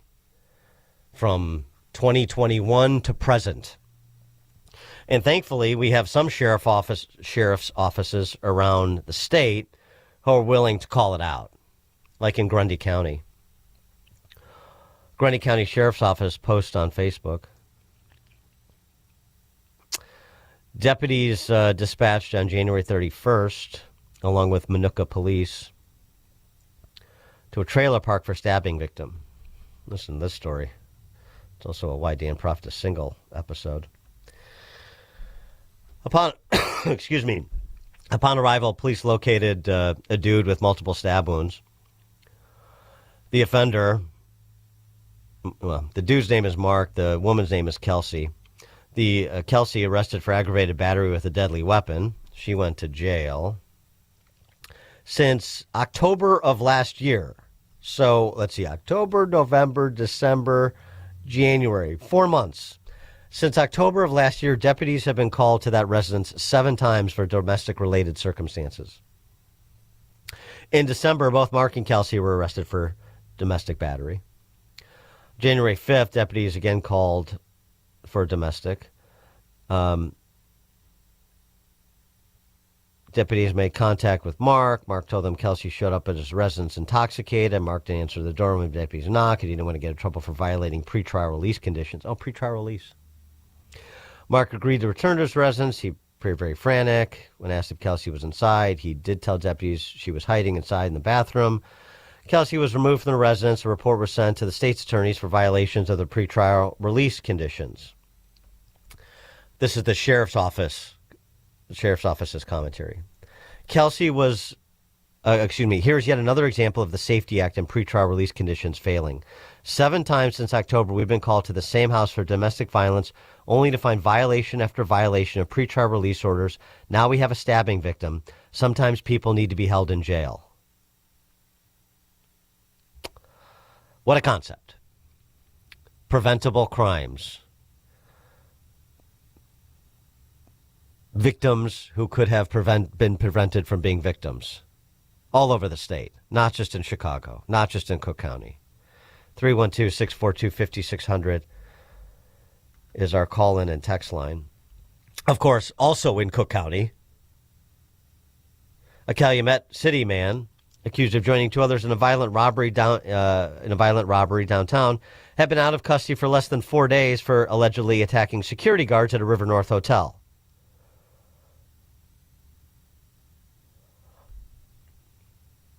Attacked security guards at River North Hotel, arrested. Pretrial release, joins 2 others in a violent robbery downtown. Happens over and over and over again. And, one of the things, too, that can be represented is not only the repeal of the Pritzker-Purge law, no cash bail, the Safety Act. That's one thing that should be done. And it should be central to the general election campaign. But also with respect to the individual right to protect oneself. The Supreme Court has so held. JB and BJ have assiduously avoided taking notice of those judicial decisions as they've continued, and the General Assembly does too. They've continued to try to undermine the individual's right to protect themselves. And you have legislation that is being introduced in the General Assembly all the time that attempts to do through the back door what they can't get through the front door, which is restrict an individual's ability to protect themselves unconstitutionally. And every day, just about, certainly on a weekly basis, we have gruesome stories from these midnight meat trains called the CTA. So here's what we could be discussing if we had credible nominees for high office in the state. We could be discussing, BLM Brandon, JB's buddy, partner in crime, literally, really cracking down on smoking and vaping on CTA. How about this? How about rescinding the restriction on people being able to, who have a right to carry permit, being able to use that right to carry on the CTA to protect themselves, and put it on notice to the predatory element that seems to populate these midnight meat trains that people are going to be carrying, and they're going to defend themselves, and we're going to back them defending themselves. Police can't be everywhere. Violence interrupters, doesn't matter where they are, for the most part. Women on probation for redline robbery charged with attempted murder and CTA stabbing. January 31st. Man with 14 previous arrests sexually abused women in CTA elevator. January 31st. Man sentenced to 18 years for rape on CTA train, attack on officer. That was back in 24, but, right. So it just shows you, the nature of the crimes, the volume of them. Homicides are down 20% year over year, and so everything is right with the world. Yeah, ask these rape victims. Ask Bethany McGee. February 2nd, felon charged in brutal redline robbery that left international student weighing returned to India. We talked about that. The days run together, either yesterday or last week. The kid that was going to school at Roosevelt and got jumped.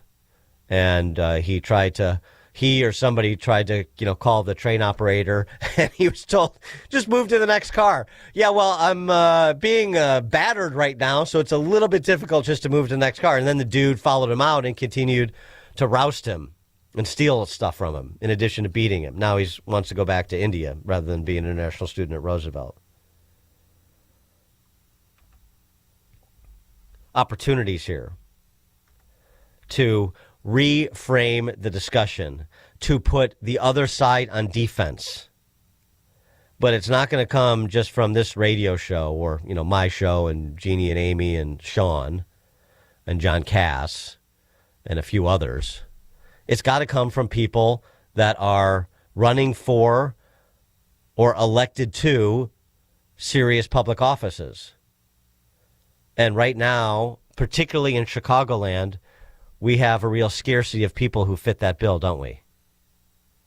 Which is why I'm imploring people, as I have now for the last hour, to pay attention, to engage, to be an opinion leader within your circles of influence, as we're 6 weeks out from a March 17th primary election for standard bearers for the party, and 2 days out from early voting starting. Roger, Southside, you're on Chicago's Morning Answer. Dan, if our own leaders, aldermen, state reps, what have you, if they're not worried about what goes on out in their own wards, in their own legislative districts, the rest of us are lost. Because we see it on a minute-to-minute basis here, that these people are corrupt cowards, and there's no saving it. And I know what you were going into is a great thing. Yes, I'll be voting. Yes, I'll be involved. But the steers have left behind people like you and I, and the only way it gets any better here is when it hits rock bottom. like when, the federal auditors come in and say, you know what, listen, you have to cut 50% of this department, 50 by Friday. That's when you close down 300 schools, consolidate and lay off and move on. That's when we'll start coming back a bubble or two. Until then, these pigs will keep eating from this trough. And I think you'll agree with me. And Thanks for the call, Roger. Well, yeah, but the other thing is like information. The Grundy County Sheriff's Office was nice enough to post this anecdote about the Safety Act and what their officers are dealing with and how frustrating it must be for law enforcement officers. That needs to be picked up and amplified. And for those who don't live in Grundy County, why don't you ask the same question if, you live in Kane or Kendall or Lake? You have any similar stories that you'd like to share? We'll circulate them. Part of this is continuing to petition your government for disclosures. And again, we'll do what we can here, but there needs to be some right and proper civic concern expressed at the local community level to get attention. It's just... I know they're paid and I know there's infrastructure built, but, to watch these organized protests as well as organized interference operations in places like Minneapolis, just as we saw 5 years ago during the Summer of Love, just as we see in places like Portland on a biweekly basis. There's that much motivation by people who want to destroy the things that are fundamental to a free society. And there's so much ennui, at least in places like Chicagoland and sort of big city, suburban sprawl America. So much ennui from people who would otherwise desire to preserve those things that are foundational to a free society. It's frustrating. And that's why people leave to go to places where there is real civic engagement and there is a protectorate saying, we're going to protect those institutions that are fundamental to a free society, and we're going to make sure that they aren't corrupted from the inside out. And we have learned the lesson of the places we fled. Megan in Evanston. Morning. Thanks for taking my call. Dan, I just want to, I love, nice word choice, ennui. Good word choice. Thank you very much. It is so important for people to go to the village board meetings. I'm involved in several campaigns up here in North Cook, House District 17, 18, and 19, and it's unbelievable the lack of participation by taxpayers who are funding the nonsense that the political class continues to shove down our throats. So I just encourage everybody to take a minute, go to your local village board meeting and see what's happening. Thanks for my call. Thanks, Megan. Appreciate it. Dan Proft, Chicago's Morning Answer. It's like a hot, steaming cup of information to start your day. It's Chicago's Morning Answer on AM 560, The Answer. For months, you've been hearing ads about Virago Immune Support. I have to tell you, this stuff is for real. I had an occasion to not be feeling well on a remote broadcast. I took it, and it is the real deal. And the stronger your immune system, the stronger your body defends against diseases, viruses, and everything else. That's why Dr. Huber created Virago, a liquid immune booster supplement. You take it daily. It's a blend of 23 nutraceuticals working in synergy to maximize effects and boost your immune system. It's the nutraceutical cocktail for an immune system, antiviral, anti-inflammatory, antioxidant. Virago even protects your heart, your kidneys, your liver, all in a unique liquid supplement for better absorption. Do yourself and your spouse a favor. Order a bottle of Virago today online at myvirago.com. That's myvirago.com. Use coupon code IMMUNE to save 30%. Maha and Virago, making America healthy again. If stairs in your home are becoming difficult, there's a practical solution. and it doesn't have to come with pushy salespeople. Access provides dependable stair lifts designed to help you stay safely in the home you love. No gimmicks, no overselling, just honest guidance, quality equipment, and professional local installation. We'll explain your options, work within your budget, and let you decide what's right at your pace. For a straightforward, no pressure, free in-home consultation, call 630-616-6249 or visit allaboutaccess.com. AM 560, The Answer.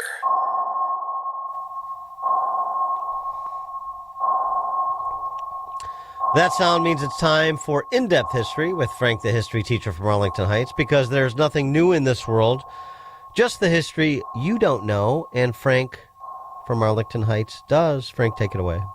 Good morning. On August 16th, 1965, at 9:21 p.m., tragedy struck our area when United Flight 389, flying from LaGuardia to Chicago, crashed into Lake Michigan, 17 miles east of Lake Forest. None of the 30 souls on board survived. This was before the NTSB existed and no definitive cause was found, but from what I've read, it was a misreading of the three-point altimeter. In charge of the investigation then was the Civil Aeronautics Board, which also set the routes and rates in the country. Its policies often didn't make sense. I mean, what central planning ever does. And sometimes flights to Bufu had to be run daily despite little demand. It also kept rates artificially high, protecting the likes of TWA, American, United, Eastern, and of course actor Leonardo da Vinci's airline, Pan Am. Speaking of which, on Friday, October 28, 1977, in the early afternoon, to celebrate its 50th year of living off the government regulations, Pan Am Flight Special Flight 50 took off from San Francisco, heading way north, in a bid to be the first flight with passengers aboard that circumnavigated the globe using a north-south circular route. Crossing the North Pole 6 hours later, it had stops in London and Cape Town before its transit of the South Pole, and stopped in Auckland before arriving back in SFO at 6 p.m. on Sunday evening. What a two-day trip. It was the Airline Deregulation Act of 1978, signed by none other than President Jimmy Carter, that eliminated the Civil Aeronautics Board. It was one of the few times since the progressive era that government actually eliminated an agency. Pricing became more competitive, and inefficient routes were eliminated by the airlines. And of course, Pan Am died once it faced competition. But Carter in 1979 also created more government in the form of the Department of Education. I wonder how many hacks from the now closing Civil Aeronautics Board were among its original staff. Secretary Linda McMahon has been charged with closing this behemoth down. I hope she focuses more on this in the days and weeks to come. Yes, Frank, long been on the wish list. I mean, it was, as you say, brought to life in 79, and it was immediately targeted by Reagan for elimination, trying to get at it before it became too big or too nested to fail. And, of course, here we are some nearly 5 decades later talking about it. I got a painting here of George Washington's cabinet. Got him, it's got Jefferson, Hamilton, and Henry Knox, and then Edmund Randolph, the AG. 3 departments in the cabinet plus the AG. Today we have, 22?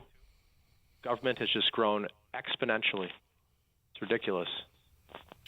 Frank, I also wanted, just briefly, this text exchange we had, I think you raised an interesting point for an aspiring citizen journalist out there. Well, we'll bring that up some other time. So. All right. You're not ready to talk about that publicly yet. I got to refine that text. Okay. And then you and I can talk about it. Maybe I'll do an article on it. So. Okay. All right. Very good. Yeah. All right. Very good, Dan. Frank, thank you as always. Appreciate it. Wonderfully done. We'll post Frank's in-depth history as we do to make sure you can share and enjoy it with friends and family. All right. Coming up at 7:07. Scott the Cow Guy, Shellady, joins us to talk about gold as a meme stock, as well as Trump's op-ed in the Wall Street Journal, where he claims his tariffs have saved America, and against the backdrop of a framework of a deal, a favorite phrase, with India. Scott the Cow Guy, Shellady on tariffs and markets at 7:07. It's now 7 o'clock on AM 560 WIND. The 4th day of the partial government shutdown, maybe the last. I'm Dave Anthony, Fox News. I do think that as of this morning, after having talked to my colleagues all through the night, I think that the votes will be there. That's what Republican Congresswoman Kat Cammack tells Fox. A final House vote today would provide funding through September, but not for Homeland Security. It only gets 2 weeks' worth as Democrats demand immigration enforcement reform. Taxpayer dollars should not be spent to brutalize and kill American citizens. House Minority Leader Hakeem Jeffries referencing the deadly shootings during the much-protested ICE raids in Minneapolis. The Homeland Security Secretary says all agents there will now wear body cameras. A month after the U.S. raid in Venezuela landed leader Nicolas Maduro in jail in New York on terror and drug charges, Colombia's President Gustavo Petro, who's been critical of the U.S., goes to the White House this morning. Stopping drug trafficking there, a big topic. Somehow after the Venezuelan raid, he became very nice. After President Trump threatened Iran, sending U.S. forces to the region over nuclear concerns and the deadly crackdown on protesters there. Iranian President Masoud Pezeshkian says he's instructed his foreign minister to pursue fair and equitable negotiations with the United States. And Fox's Jonathan Savage. A missing person search continues in Arizona. Today's show host Savannah Guthrie is asking for prayers as the probe continues into the disappearance of her mother, Nancy Guthrie, who investigators believe was taken from her home in Arizona. Guthrie, in an Instagram post thanking her supporters, writing, "We believe in prayer. We believe in voices raised in unison, in love, in hope. We believe in goodness." Fox's Lillian Wu. It's feared Nancy Guthrie, who's 84, might not have medication she needs. NASA is pushing back its moon mission, delaying Artemis 2 till March at the earliest. So the 4 astronauts who'd been in quarantine ahead of the upcoming launch to do a moon flyby are being sent home. NASA encountered hydrogen leaks in the fueling. America's listening to Fox. WIND, Chicago.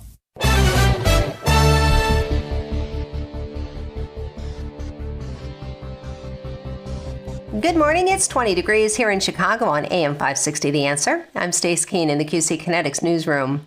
The Democratic Party is considering a dozen states to be among the first primary election contests in 2028. Fox's Jeff Manasso explains. There's been a push among Democrats in recent election cycles to include more of what they call diverse states in the early primary voting calendar, when historically voters tend to quickly narrow down the most viable candidates for the party's nomination. Democrats now considering 12 states to kick off primaries, including the Carolinas, Georgia, Michigan, and here in Illinois, in what Democrats call a cross-section of urban, suburban, and rural America, a national beacon for labor rights, equality, and productive justice. In Chicago, Jeff Manasso, Fox News. Now, if Illinois is chosen among the first primary states, it could be helpful for Governor J.B. Pritzker if he decides to seek the Democratic nomination for president. He has not said yet if he plans to run, and he's currently pursuing a third term as governor for the 2026 midterm election. The city of Harvey is trying to navigate leadership following the sudden and unexpected passing of Mayor Christopher Clark on Friday. Council members at a special meeting held last night failed to pass a vote which would appoint an acting mayor. In the meantime, Mayor Pro Tem Shirley Durinsky will be in charge of running the city and the council meetings. And a federal drug investigation has resulted in criminal charges against a Chicago couple along with 7 other people for allegedly trafficking cocaine in the Chicago area. 34-year-old Joel Andrada and 32-year-old Maria Brenda Mora Hernandez have been charged with drug conspiracy, drug distribution, and firearm offenses. This report is a service of AlmostFreeTeeth.com. Big savings on full mouth dental implants are here at AlmostFreeTeeth.com. Medical insurance can make what used to cost a fortune surprisingly affordable. Don't wait. Take the 60-second quiz to see if you qualify at AlmostFreeTeeth.com. A check of the roads is coming up in 2 minutes on AM 560 The Answer. On February 24th, President Trump will deliver his State of the Union address to Congress. Mr. Speaker, the President of the United States. And AM 560 The Answer is throwing a viewing party, and you're invited to join us for dinner at the Meridian Banquets and Conference Center in Rolling Meadows. Enjoy dinner before the speech, and then watch the speech with AM 560's Dan Proft, Sean Thompson, Jeannie Ives, Amy Jacobson, and John Anthony. Tickets are on sale now at 560theanswer.com/party. Sponsored in part by Stephen A. Leahy with Opum Tax Advocates. Chicagoland certified financial planning professional Tim Stearns discusses taxes in retirement. Most people are paying more in taxes and keeping less of their money to live and do what they enjoy. That's why we've put out the Retirement Tax Bill Calculator online. You can see with your own eyes just how much you might be overpaying. It's a valuable tool, $500 value, but we made it free for you to view and run your own numbers at MVPCFP.com. That's MVPCFP.com. To run your retirement tax bill calculator, go to MVPCFP.com. Investment advisory services offered through Cornerstone Securities, LLC.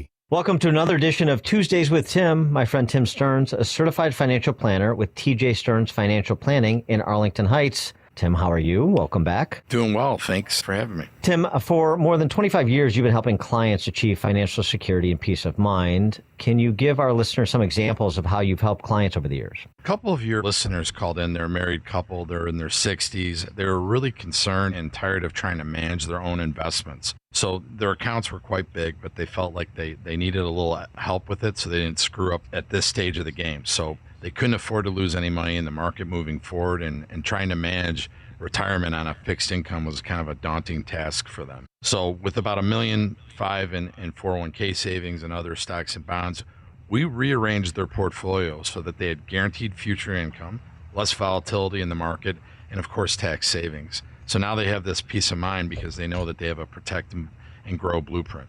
Thank you, Tim. If you're in your 50s or 60s, I want you to speak with my friend Tim Stearns, TJ Stearns Financial Planning. Tim will help you structure and optimize your savings to prepare for 20 to 30 years of enjoyable retirement. Call Tim today to schedule your free consultation and get your free Protect and Grow blueprint. Call 1-800-640-2256. Again, that number, 800-640-2256. Tell him I sent you when you call Tim at 800-640-2256. This President's Day, Pure Talk is honoring Jackson and Lincoln by offering unlimited talk, text, and plenty of data for just $25 a month.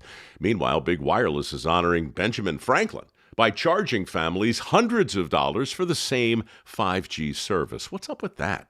Ben Franklin wasn't even a president. When you switch to Pure Talk, you'll be in business with an American wireless company that supports our vets in a big way and keeps all their customer service in this country. That's important.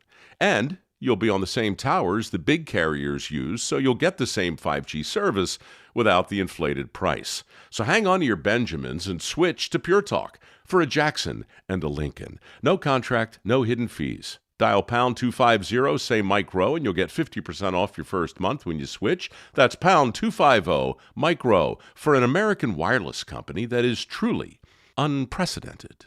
Pure Talk. The following advertisement includes a celebrity impersonation. Let me tell you, Chicago gets cold, very cold, and they love me in Chicago. The fake news isn't reporting it, but it's true. And you can't have your furnace fail in Chicago. That's no good. That's when you should call Air Right Heating and Cooling. The technicians, beautiful people. You're freezing, everybody's freezing. They show up fast, know what they're doing, and get the heat back on quickly. Air Right Heating and Cooling offers 24/7 service throughout Chicagoland. A broken furnace in Chicago is like living in Greenland. And believe me, I know Greenland. Very cold, lots of ice. These guys install the best furnaces. Frankly, it's not even close. Even Rosie O'Donnell would say I'm right, but she won't. For fast, reliable heating service, trust Air Right Heating and Cooling. Tell them AM 560 sent you and save $56 off any service. Nobody's ever done anything like that. Unbelievable. Visit them at air-right.com. That's AIR-RITE.com. Doing it right since 1959.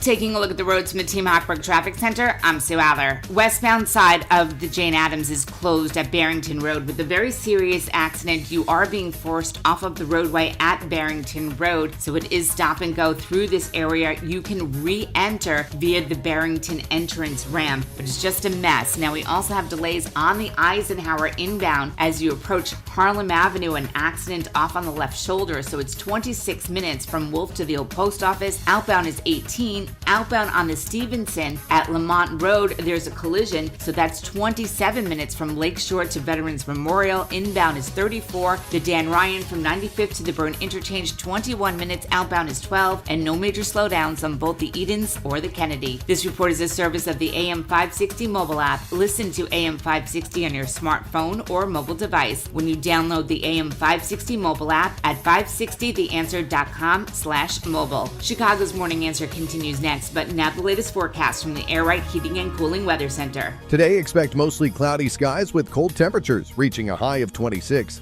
Tonight will be partly cloudy and cold with a low of 16. Tomorrow will bring mostly sunny conditions with chilly weather as temperatures climb to a high of 28. By Thursday, anticipate partial sunshine with a high of 31.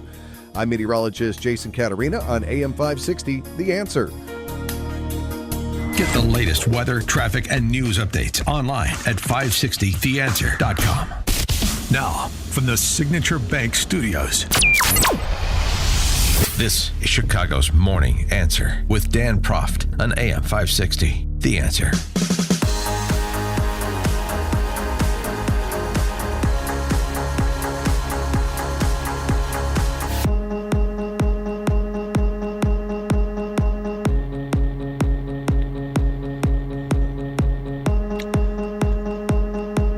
Top of the morning, Dan Proft here, and President Trump force-feeding the Wall Street Journal editorial board crow,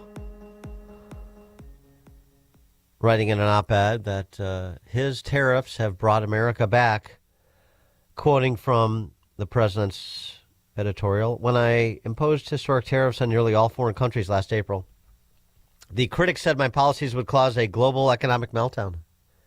Instead, they have created an American economic miracle, and we're quickly building the greatest economy in the history of the world with other countries doing just fine." Countless so-called experts, including those featured regularly in the Wall Street Journal, predicted confidently that the Trump tariffs would crash stock markets, crush economic growth, cause massive inflation, destroy American exports, and trigger a worldwide recession. 9 months later, the results are in. Every one of those predictions has proven completely and totally wrong. Since I was elected in 2024, we've had 52 stock market highs with virtually no inflation. There has never been anything like it.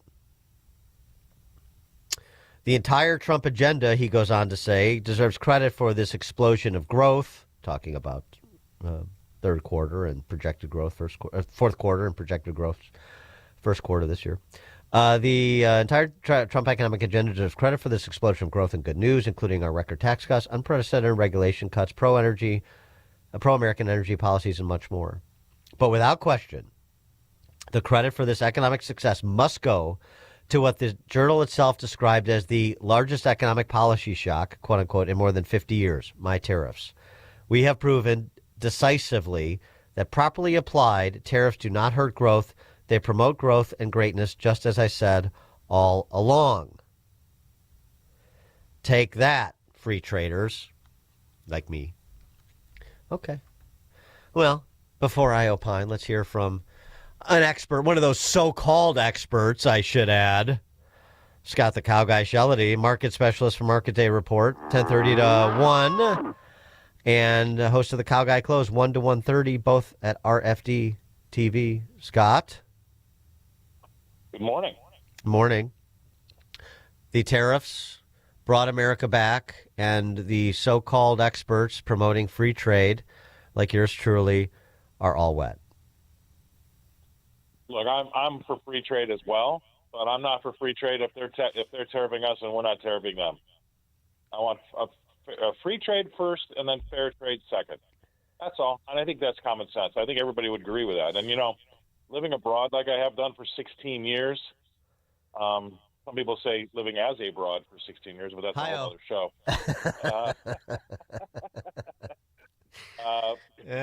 What you do in England is your business. Yeah. Right, exactly. On Fridays and Saturdays only. I saw America get ripped off every day. And it used to make me angry. And so, yeah, I'm 100% free trade, but if you're going to tariff us, I'm 100% for, reciprocal tariffs, which would be, fair trade. So, and you know what? The guy deserved a chance, and it's undeniable. I mean, by every metric, we're growing very, quickly. I mean, we've got over a 5% GDP, 5.3 at last check, and arguably, as Kevin Hassett says, we'd be approaching 7% in the last quarter if it wasn't for the government shutdown. I mean, those are hard to argue with. And you look at the corporate earnings, they're going to be double digits. I mean, there's a lot of things to celebrate. Now, the problem he's got is this K-shaped economy. The upper 10, 15, 20% are doing much better than, say, the lower 85%. And that's a problem that he's going to have to try to work on. And I think he's trying. I don't know if it'll work, but he's got to do something before November.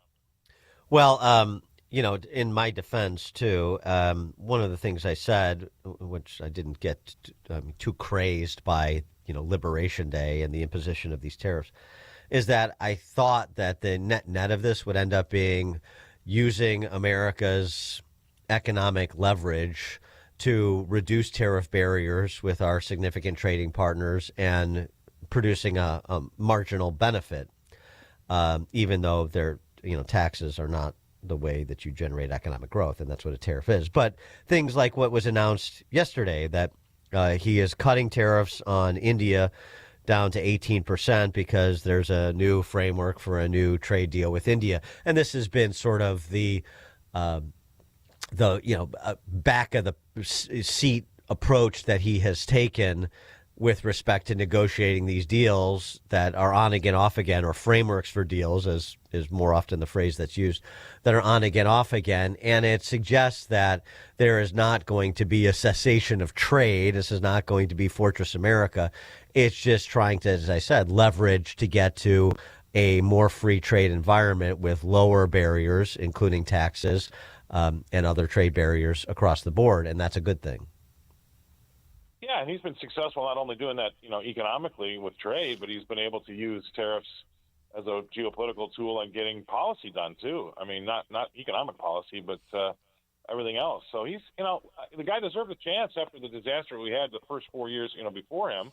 Yeah. And let him take a swing at the bat. And and by the way, a lot of things that don't go reported, Deanna, this one big beautiful bill, whatever you want to call it, there are some things in there that are already starting to show up, and they're going to be a big boost to our economy. Namely, two things for small businesses when it comes to expensing and depreciation. Those things are going to really, really help out. And then you combine the fact that he's going to have a dovish Fed, and there's just a lot of things in there that I like. And we got caught off guard right away with some things like Venezuela happening.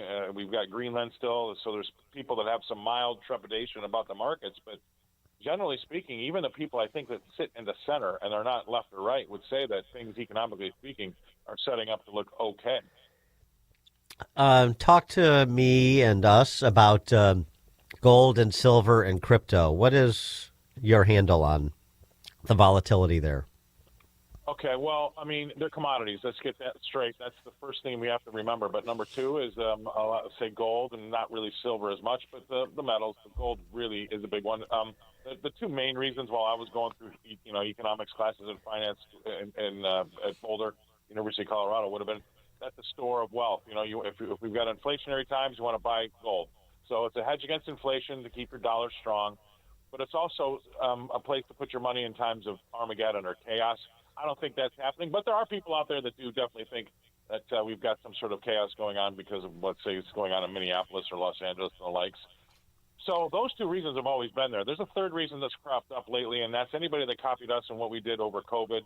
They don't trust Western currencies anymore, this dollar debasement trade. People are flocking to things that you can see, you can hold, you can look at, rather than worry about what's going to happen to my dollar or anything else, any other Western currency that followed us into this spend until our head caves in policy after COVID. So the dollar debasement trade and those two, chaos and inflation are the three reasons why you might want to own those things. And then there's a fourth when it comes to silver. We're generally short it. There's a shortage of it because of what's been happening with technology and what it's used for as far as conducting electricity. Now, having said all that, those are all knowns. We've known that for a year, 2 years, whatever. So why, in the last year, would you see a 4x change in, say, silver when you knew all those things already existed? And the problem is this. We've got financial leverage out there in the term, and it looks that are ETFs, exchange-traded funds. These things are attracting so much capital to these commodities that are finite that when you see that much money flow into the system, it just can't handle it. And it turns those things into meme stocks. All of a sudden, you're trading AMC or GameStop. You're not trading silver or gold anymore. That's what's really bottom line happened. It's divorced itself from reality, and they've turned into meme stocks because the amount of capital through ETFs and the likes that have come into the system, and those products just can't handle it like other things can, and it turns them into meme stocks. Look at the charts. I was speaking at Purdue University on Thursday. Everybody's beating me up over it. Why aren't you on board? Why aren't you on board? And the answer I gave all was, I'll let you make or lose all your money in the gold and silver market. I'm not touching it with a 10-foot pole. I've been around 39 years. You look at those charts, it should make you throw up. Well, lo and behold, on Friday, I got good timing. Those things all fell out of bed. Now, who knows if they bounce back? There's a lot of people that think they will, and I don't care. I'm still not going to get involved. I didn't get involved in Bitcoin. So far, that saved me some money as well. They have turned into meme stocks. The amount of capital cannot be absorbed, and that is why you're seeing the volatility bottom line. Well, I want to fold in Bitcoin and crypto. But first, this is what President Trump had to say from the Oval Office about it yesterday. I want to get your take on whether or not Bitcoin is now falling out of favor as gold and silver become these meme stocks, as you were describing, and if the president's characterization of our support for crypto, the parallel he uses, is right. Take a listen. Mr. President, the Wall Street Journal reported that the royal family of Abu Dhabi invested hundreds of millions of dollars in World Liberty Financial. Can you explain why you decided to take that investment? Was that a transaction? Well, I don't know about it. I know that crypto is a big thing, and they like it. A lot of people like it. The people behind me like it.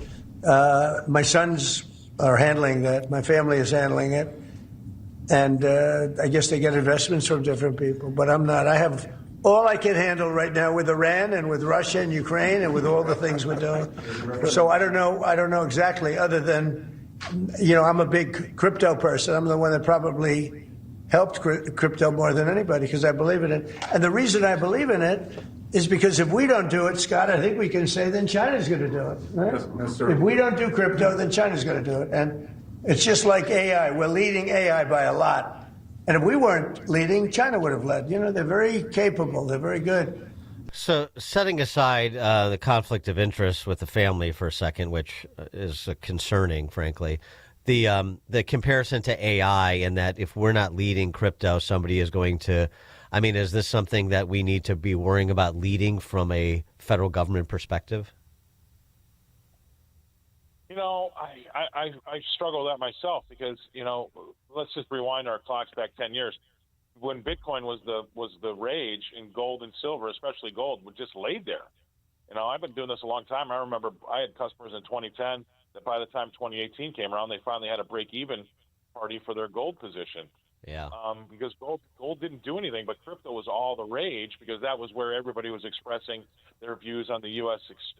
Economy and the likes. But the use case for crypto has really kind of faded, not because there isn't going to be one, but it's just today it's harder to make a use case argument for crypto right now. And I think that's why people kind of woke up. Yeah, it might be a good idea down the road, and it might be a great idea to make sure that we're a leader in it. But the reason why gold and silver, like I said, have really come to the fore is you can go to Costco and buy a gold bar. Well, where do you go buy your crypto unless you go to an exchange? And how do you look at it and handle it? Is it on a piece of paper? The use case for crypto is still being built. I think there are some great reasons to be a leader in it, but I don't think it has to happen tomorrow as much as people think it does. And I think that's why it's trading at 77,000 today when it got up to 126. And do you think that it is going to continue to decline, perhaps precipitously? I think that's going to be part of the market psychology. I still have never owned it. I remember when it was 5,000 or 6,000, I was kicking myself, and there was a lot of people bragging when it went over 100 and 120. I still wouldn't touch it at 77,000. I want to wait and see. Now, you talk to a gold or a silver bug, they think it's going to zero. You talk to a crypto person, they think it'll go to 1 million. So there's still so much, such a wide expectation of where that'll go. That's why I don't want to touch it. And, I have an old adage, Dan.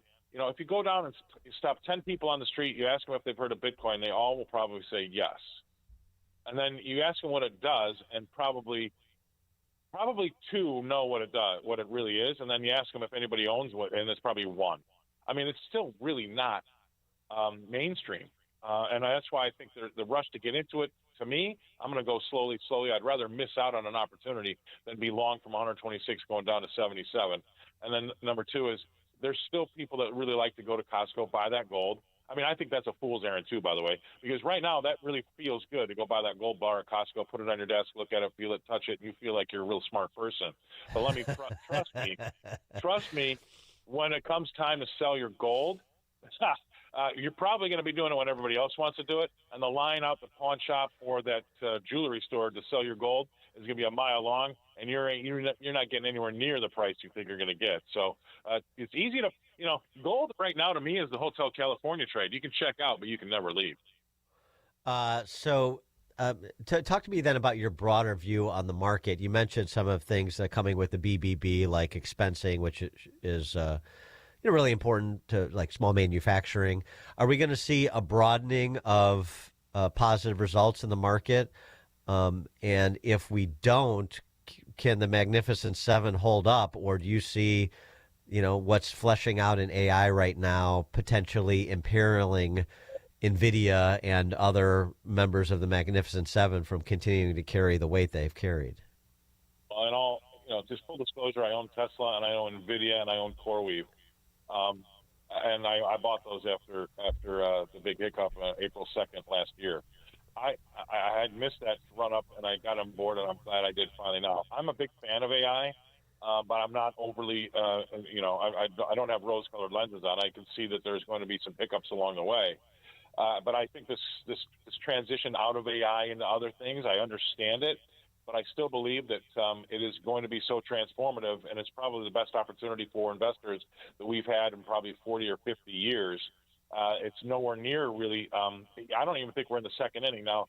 The CIO of the Americas for UBS yesterday over the weekend at a Latin conference said she believed it's probably the most underhyped, underappreciated trade in the world, and you're not going to get another opportunity. I totally agree with that, but we have to go with the ebbs and flows of people thinking that the AI trade's over.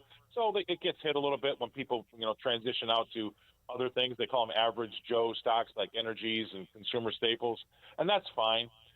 Those things will all get a bump from AI as well, but I still believe and then there's another thing that people are calling me wrong on too, but I still believe that it's going to be so transformative. It's not going to be like the .com. I think it's going to be bigger than that. Now, the thing that I really take a lot of heat on, Dan, is I don't believe that we're going to see jobs created, at least in the short term, like a lot of people say. This is just going to be like any other technology or the Industrial Revolution.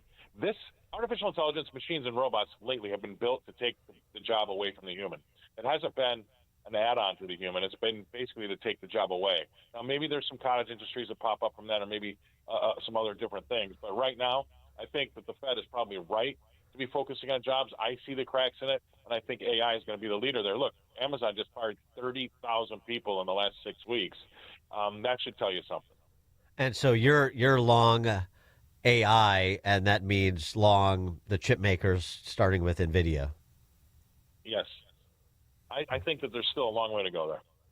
Scott the Cow Guy Shelty, market specialist, Market Day Report, 10:30 to 1. Also the host of the Cow Guy Close, 1 to 1:30, both at RFD TV. Scott the Cow Guy, thank you as always. All right, have a great day, guys. You too. And Scott the Cow Guy joined us on Chicago's Morning Answer. There's only one radio show in Chicago talking about today's biggest stories and telling you what they really mean. That show is this one, Chicago's Morning Answer on AM 560. The Answer. This is Dennis Prager for AmFed Coin and Bullion. There's something about the feel of a gold coin in your hand and the way the light reflects off its intricate details that has always captivated me. Nick Grovich, AmFed's owner, turned that same passion into his livelihood. Nick began collecting coins as a teen, and that interest grew into a nationally respected business offering only the finest quality coins at the most competitive prices. But the truth is that although Nick is a rare coin dealer, he doesn't believe in rare coins. Rare coins do not make sound investments, but they do make dealers a lot of money. See, that's part of what I respect about him. AmFed specializes in buying non-performing numismatic coins and turning them into gold or silver investments that provide liquidity and perform competitively against the market. Whether you're buying or selling, call 800-221-7694. That's 800-221-7694. AmericanFederal.com. Chicagoland certified financial planning professional Tim Stearns discusses taxes in retirement. Most people are paying more in taxes and keeping less of their money to live and do what they enjoy. That's why we've put out the retirement tax bill calculator online. You can see with your own eyes just how much you might be overpaying. It's a valuable tool, $500 value, but we made it free for you to view and run your own numbers at MVPCFP.com. That's MVPCFP.com. To run your retirement tax bill calculator, go to MVPCFP.com. Investment advisory services offered through Cornerstone Securities, LLC. Welcome to another edition of Tuesdays with Tim. My friend Tim Stearns, a certified financial planner with TJ Stearns Financial Planning in Arlington Heights. Tim, how are you? Welcome back. Doing well. Thanks for having me.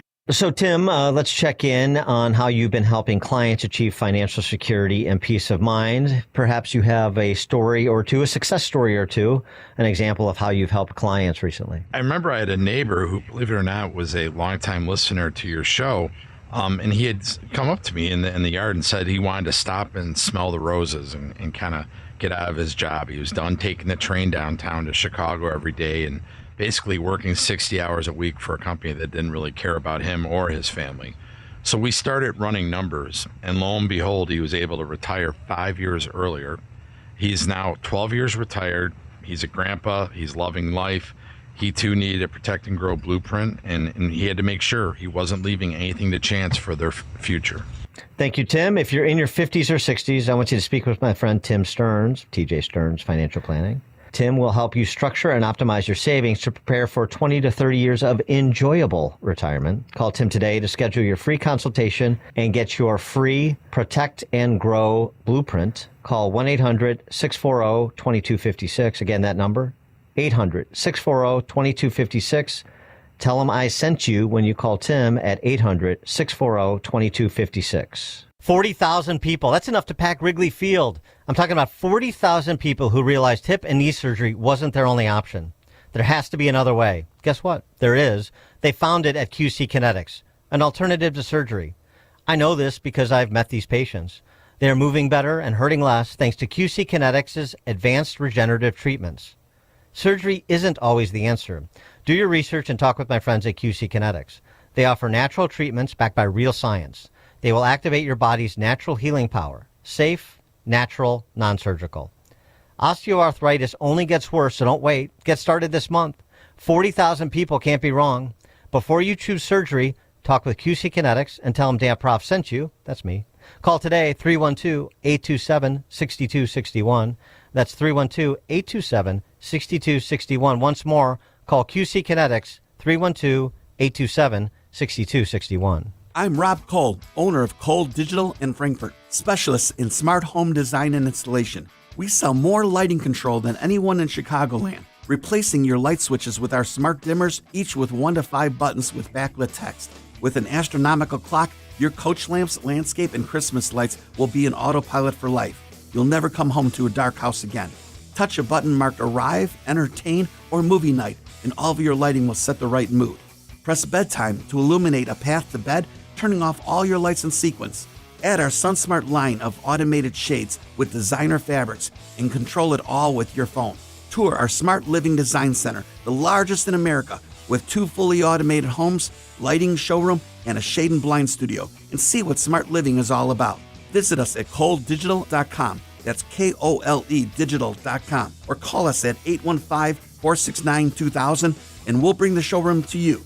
Cole Digital, we're changing the way homes think. AM 560, The Answer. Coming up at 7:37, we'll talk benefits fraud and all things Illinois policy related with Mark Glennon, founder of WirePoints, wirepoints.org. All things Illinois policy related, 7:37. Now we check the headlines. Good morning. It is 20 degrees here in Chicago on AM 560 The Answer. I'm Stace Keene in the QC Kinetics newsroom. Charges are pending against a woman who was arrested on Monday after a series of violent random attacks near Gurney Mills. Police say the woman drove through a parking lot where she hit a 79-year-old man, then struck a 60-year-old woman before she drove away. Officers later spotted a man and woman fighting nearby. Police say that man managed to restrain the woman but was stabbed during the struggle. When officers approached, the woman acted aggressively and was tased. Police say the suspect is a 25-year-old woman from Wisconsin and did not know any of the victims. The city of Harvey is trying to navigate leadership following the sudden and unexpected passing of Mayor Christopher Clark on Friday. Council members held a special meeting last night but failed to pass a vote which would appoint a new acting mayor. Police are investigating after a body was pulled from the Chicago River on Monday. Police say the woman's body was found in the 2200 block of Halstead Street. Police have not said if they believe foul play was involved. This report is a service of the AM 560 Advantage. Membership has its privileges, including early access to event tickets, exclusive contest opportunities, and special members-only content. Join today at 560theanswer.com/join. A check of the roads is coming up in 2 minutes on AM 560 The Answer. On February 24th, President Trump will deliver his State of the Union address to Congress. Mr. Speaker, the President of the United States. And AM 560 The Answer is throwing a viewing party. And you're invited to join us for dinner at the Meridian Banquet and Conference Center in Rolling Meadows. Enjoy dinner before the speech, and then watch the speech with AM 560's Dan Proft, Sean Thompson, Jeannie Ives, Amy Jacobson, and John Anthony. Tickets are on sale now at 560theanswer.com/party. Sponsored in part by Stephen A. Leahy with Opum Tax Advocates. It's Reveille. The Illinois legislature is back to work and have begun to file thousands of new bills for consideration during the spring session. Here's a bill which sounds like it came out of George Orwell's imagination. It's called the Combating Health Misinformation Act. This bill establishes the Health Misinformation Response Unit within the Department of Public Health to monitor and counter health misinformation. The bill requires the department to offer public health literacy grants and to recruit and train trusted messengers to assist in communicating accurate health information. And of course, there's a school mandate. The bill requires that health literacy be taught as part of a comprehensive health education program. Gee, what could go wrong? State Representative Dr. Bill Houter knows exactly where this leads. He wrote, "From the people that believe a boy can be a girl, now comes House Bill 4596 and health misinformation response units. People could face civil or criminal penalties for spreading medical misinformation under this plan, as violations of the law would fall under the Illinois Consumer Fraud and Deceptive Business Practices Act. Just so you understand," he writes, "HB 4596 would allow the state to regulate, silence, and prosecute any health information they deem misinformation, including anything that opposes the state's narrative on vaccinations, transgender medicine, pregnancy centers, and more." Think of all the health lies told during COVID that created suffering for many people, including children, and Governor Pritzker's vigorous support of those lies for years. Now he wants to police other people's health statements? The bill was filed by Dave Vella, an attorney who represents the Rockford area. He obviously failed Constitutional Law 101. Maybe call him and let him know what you think. I'm Jeannie Ives. Join me and Amy Jacobson for The Real Story, Monday through Friday at 11 a.m. and sign up for my newsletter at breakthrough-ideas.com. File now with TurboTax on Intuit Credit Karma. They'll find every credit and deduction or your money back. File in the Credit Karma app.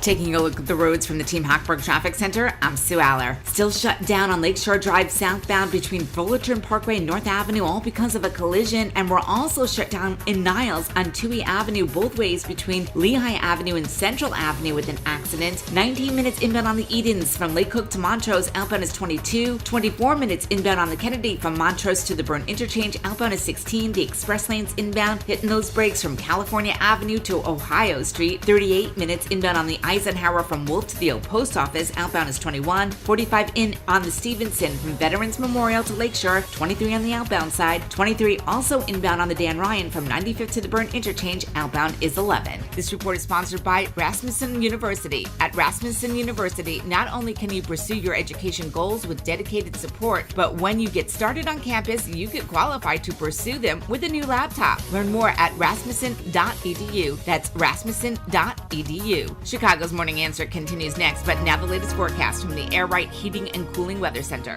Today, expect mostly cloudy skies and cold temperatures with a high of 26. Tonight will be partly cloudy and cold with a low of 16. Tomorrow will bring mostly sunny conditions with chilly weather and a high of 28. Thursday will have partial sunshine with a high of 31. I'm meteorologist Jason Caterina on AM 560, The Answer. Get the latest weather, traffic, and news updates online at 560theanswer.com. This hourly segment is brought to you by Goldilocks, offering smart security systems to homes and businesses. Call Goldilocks at 708-889-5600. Now, from the Signature Bank Studios. Insert Democrat socialist here. Runs the Democratic House floor for 30 plus years running. He's promising this and he's stealing that. Where can you get that kind of money? He's using your house like his own piggy bank. You ought to know by now. You can pay off your house here in Illinois, but you can never keep up with the taxes. Oh, how it's always been the plan. to have a taxpayer pay, no doubt. Not a matter of if anymore, but when you're moving out. I said, when you're moving out. Top of the morning, Dan Proft here. That theme music means it's time for our weekly conversation, all things Illinois policy related, with the wirepoints.org folks. Benefits fraud.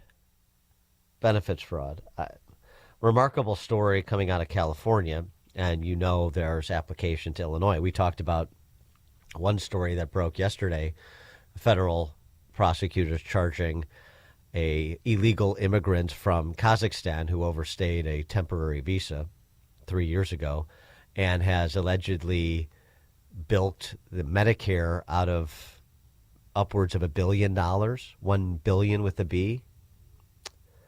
And of course, this is just scratching the surface. We know we still have this unexplained 8x increase in human services spend since Pritzker was elected governor, running 8 times faster than the increase in overall state spending, even as population is declining. So how do you explain that? Well, they don't feel the need to even attempt to explain it. But obviously one of the explanations is providing human services, allowing benefits transfers to people who are not otherwise eligible for them under law. Those would be people in this country legally residing in Illinois, and also just the endemic fraud of the system. We're only a few years removed from a $5 billion fraud scandal with the state's unemployment insurance program. You know, $1 billion here, $1 billion there. Pretty soon you're talking about real amounts of other people's money. But listen to this Fox News report, which included commentary from, speaking of Medicare, the director of the Centers for Medicare and Medicaid, that would be Dr. Oz. The potential extent of the fraud in California, which comes as no surprise, dwarfs that of Minnesota. One doctor billed the government $120 million in a single year, claiming to oversee 1,900 patients. With almost 2,000 hospice agencies, LA County has more than 36 states combined, and 30 times more than either Florida or New York. 18% of the whole country's home health care billing is coming out of Los Angeles County. How is that possible? And take a look at this map, a cluster of 287 hospice providers in a 2-mile radius, some in strip malls, unmarked buildings, even a wrecking yard and vacant lot. All of it is just paperwork. I could fill that out in Kazakhstan if I want and get a hospice license waiting for me. Yeah, well, and some apparently are. I mean, so the clusters, sort of the big tell, it seems, as we're hearing more and more of these stories from around the country. Clusters of home health care providers, clusters of hospice care providers, clusters of medical transport providers. That Dr. Oz standing outside of that building in Minneapolis the other week, talking about 400 businesses of the same sort, home health care, in this industrial building, one industrial building in Minneapolis. Wait till we have federal prosecutors, because I guess that's what we're going to have to rely on, really starting to scratch below the surface in Illinois. For more on the topic, Mark Glennon, founder, wirepoints.org. Mark, thanks for joining us. Appreciate it. Happy Tuesday, Dan. That news story about the $1 billion, at least in Medicare fraud, we have an article posted from CWB about it. There was an indictment here in Chicago recently. But what's curious about it is that story was out there. It just never got picked up. I started researching that back in June. The Washington Post had an article about the pending investigation.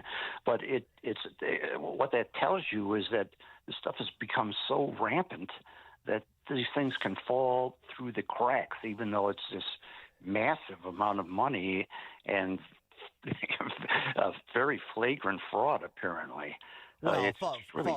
Fall through the cracks or be willfully ignored by the legacy media, such that a CWB Chicago has to unearth it. You know, one of the smaller independent media operations or individuals, as we saw with Nick Shirley in Minneapolis, been reported, but it takes some stick-to-itiveness and independent news organizations or journalists to unearth it perhaps again in order to get it to the point of public consumption. Exactly right. Shame on the regular media for burying this. And boy, you're right. Illinois is a target-rich environment for this stuff. We've only begun to get our arms around the scope of the potential targets here. Thousands of these NGOs that get no scrutiny in their express grants that come from the state legislature every year. And it's a tedious process to go through them all. But as I understand it, as we've discussed, the Department of Justice is doing so, and I have no doubt they're going to get some results. Well, interesting, just the juxtaposition, because what California is doing, don't be surprised if some enterprising Marxist in Illinois won't try the same. Certainly, it would have the support of BLM Brandon. Jelly Belly may not want to do that with an eye towards the White House in 28. But talking about, at the same time, you have just the beginnings of exposing systemic benefits fraud in California. They have this ballot initiative, November referendum, the November ballot, that would establish a one-time 5% wealth tax on Californians with more than $1 billion in assets. SEIU argues this would raise $100 billion in revenue. But Gavin Newsom, of all people, taking note of all the billionaires that are divesting from California, Gavin Newsom said, quote, "The impact of a one-time tax does not solve an ongoing structural challenge. You would have a windfall one time, maybe, and then over the years you would see a significant reduction in taxes because taxpayers will move." You don't say. I mean, wow, that is revelatory. It turns out, Mark, that people with the ability to move will move themselves and their assets if the government is going to seize them. Shocking. Yeah, it's an actual dose of sanity from Gavin Newsom. So often that's kind of the litmus test of choosing your politicians and policies. Is it sane or not? And there's so much insanity going on, including that from California and so much that we have in Illinois. It's not hard to figure out what's suicidal. I'm pure suicidal. Our own government is doing this to us in so many states, and it did it to us during the Biden administration nationally. But I mean, on a small scale, they're trying the same thing here. BLM Brandon mentioned it, and he's got all of these neo-Marxists in the General Assembly that are proposing, quote-unquote, progressive revenue streams, progressive revenue bills, like the millionaire surcharge. I mean, the millionaire surcharge, that's just a smaller version of the billionaire's wealth tax in California, and it will produce similar results directionally. I mean, so this is actually happening in real time here. Just nobody will acknowledge it the way that Gavin Newsom did. Yeah, and Pritzker continues to talk about rekindling the progressive income tax increase, continues to distort the immigration numbers. We had the new census numbers come out showing once again net out migration from Illinois. He focuses on total population that includes all the illegals here. Over 500,000 illegals in Illinois. You want to know why we got housing costs that are high? Because they live somewhere, and that drives up prices. There was a headline this week on the public safety front that should be addressed. Chicago Tribune reporting uncritically, as is their wont.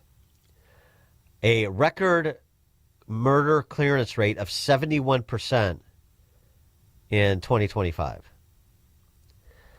Paul Vallis had a piece over at Chicago Contrarian on this. I mean, there's no way. And it turns out, yes, there is no way. That's just completely, that is, talk about misinformation. I heard Jeannie Ives' commentary about the health misinformation police.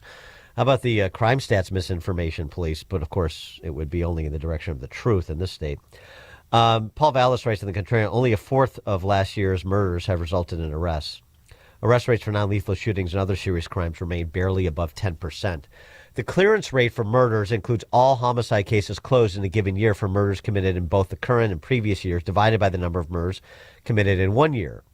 When the total number of murders decline, the clearance rate automatically appears to improve. The metric is further inflated by a sharp increase in cases classified as quote-unquote cleared without an arrest ever being made. So he just goes on to say, look, this is fun with numbers. And the bottom line is, if you look at where the actual public is on police and, by extension, safety, 2024 survey, CPD required by the consent decree found only 33% of residents think Chicago police are doing a good or very good job protecting the city. They may want to think about the choices they're making for civilian political leaders, but I digress. That which is a third, which is virtually unchanged since 2020. So since the height of the spike in violent crime during COVID, the sort of approval rating, if you will, or the safety rating, if you will, has remained unchanged. Just 27% trust that reform will have lasting impact. So there's this disconnect between the beautiful lies you're hearing from JB and BJ and their fellow travelers and what people actually believe they're experiencing in the neighborhoods in which they actually live in Chicago, and all of this papering over it with, historic declines in homicides and this phony baloney murder clearance rate will not dissuade them from the reality they're living. Yeah, every time we post one of those articles about declining crime rates in Chicago, people jump on it. I hear from our readers who say, Chicagoans who say, this is nonsense. It's not dropping. And they can't really point to the reasons why, except that maybe they got mugged or their house got broken into and there was no investigation, nothing ever followed up. And so, I've wondered, how do you get to the bottom of this? What's really the truth? And props to Paul Vallis on that article in Chicago Contrarian. He did a very thorough job explaining why what you just described, that the numbers are bunk. And I think hopefully we'll start getting some truth on that. Mark Glennon, founder of WirePoints, wirepoints.org, all things Illinois policy related. You can also get Mark's writings at substack.com/@Mark Glennon. Mark, thanks for joining us. Appreciate it. Thank you, sir. Take care. And you too. And Mark joined us on Chicago's Morning Answer. This is the morning show more Chicago radio listeners are choosing. This is Chicago's Morning Answer on AM 560. The Answer. Sign up for the AM 560 Answer Advantage to get early alerts on event ticket sales, special discounts, and contest opportunities. Sign up today at 560theanswer.com/advantage. John was an active man. He'd go for runs, walk the golf course, and always take the stairs instead of the elevator. But then bone-on-bone knee pain got in the way and affected his mobility. It became too painful to even go for walks. And when it seemed like John's only option was knee replacement surgery, a friend told him about the Joint Relief Institute and their affordable, non-surgical knee pain relief. John met with the Joint Relief Institute and discovered their lubricating gel treatment could rejuvenate his lost cartilage. Safe, effective, no surgery. Long story short, John is now back to being active without pain or medication. There is an alternative to knee replacement surgery. Stop living in pain. Call the Joint Relief Institute today, 708-315-6800, or visit jointreliefinstitute.com. Locations in Glenview, Oak Brook, and Orland Park. That's 708-315-6800. Medicare and most private insurance plans accepted. Reclaim your mobility with the Joint Relief Institute. 40,000 people, that's enough to pack Wrigley Field. I'm talking about 40,000 people who realized hip and knee surgery wasn't their only option. There has to be another way, and guess what? There is. They were right. They found it at QC Kinetics, an alternative to surgery. I know this because I've met the patients. They're moving better and hurting less thanks to QC Kinetics' advanced regenerative treatments. Surgery isn't always the answer, so do your research and talk with my friends at QC Kinetics. They offer natural treatments backed by real science. They will activate your body's natural healing power. Safe, natural, non-surgical. Osteoarthritis only gets worse, so don't wait. Get started this month. 40,000 people can't be wrong. Before you choose surgery, talk with QC Kinetics and tell them Dan Prof sent you when you do. That's me. Call today, 312-827-8282. 6261.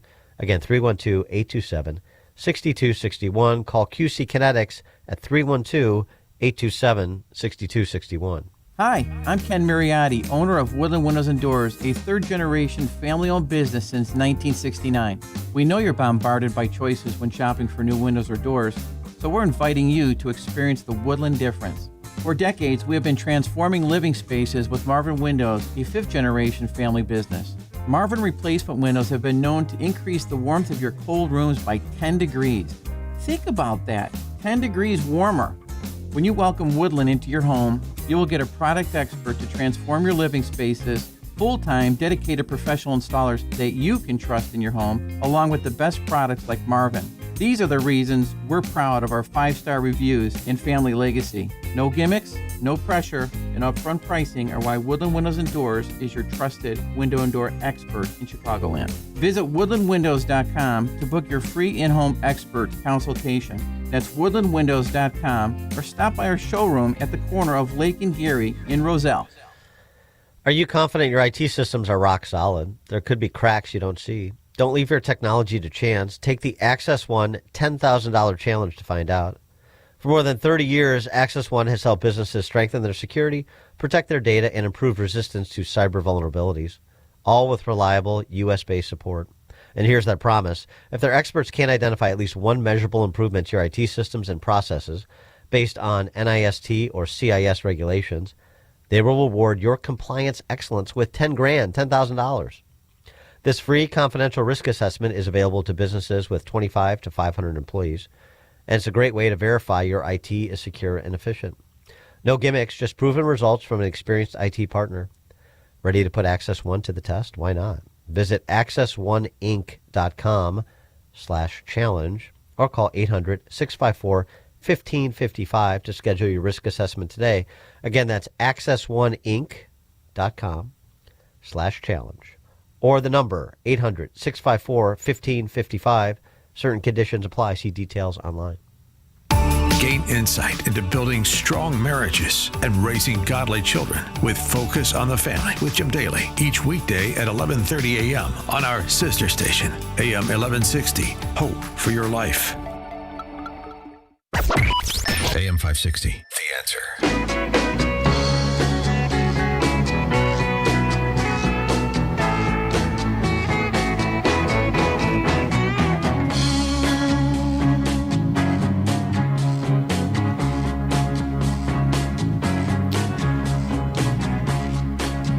There's a new school of rap that you may want to apprise yourself of. Grammys just concluded. This is positive. A 6-year-old rapper out of Dallas, the new Dallas school, which is about positive rapping. No more East-West rivalries, I guess. I don't know. Anyway, the 6-year-old rapper out of Dallas, straight out of Dallas, if you will, 2700 Ace. Yeah, listen to this kid. His ABC rap. It's pretty good.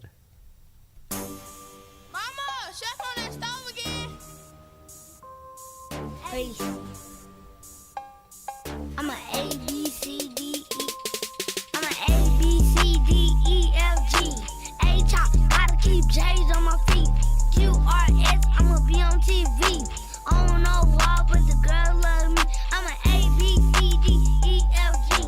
A chop, gotta keep J's on my feet. Q, R, S, I'ma be on TV.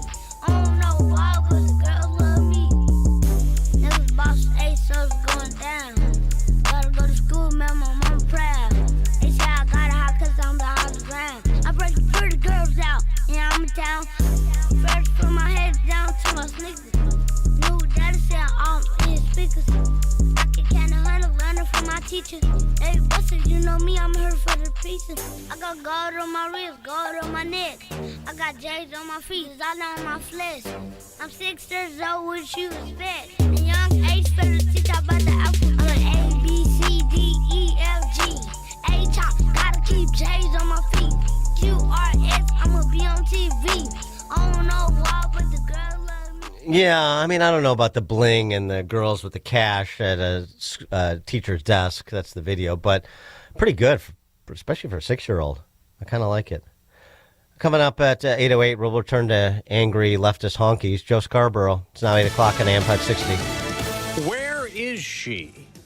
I'm Dave Anthony, Fox News. That's the big question in Arizona, where the worry grows for Nancy Guthrie, believed abducted Saturday night.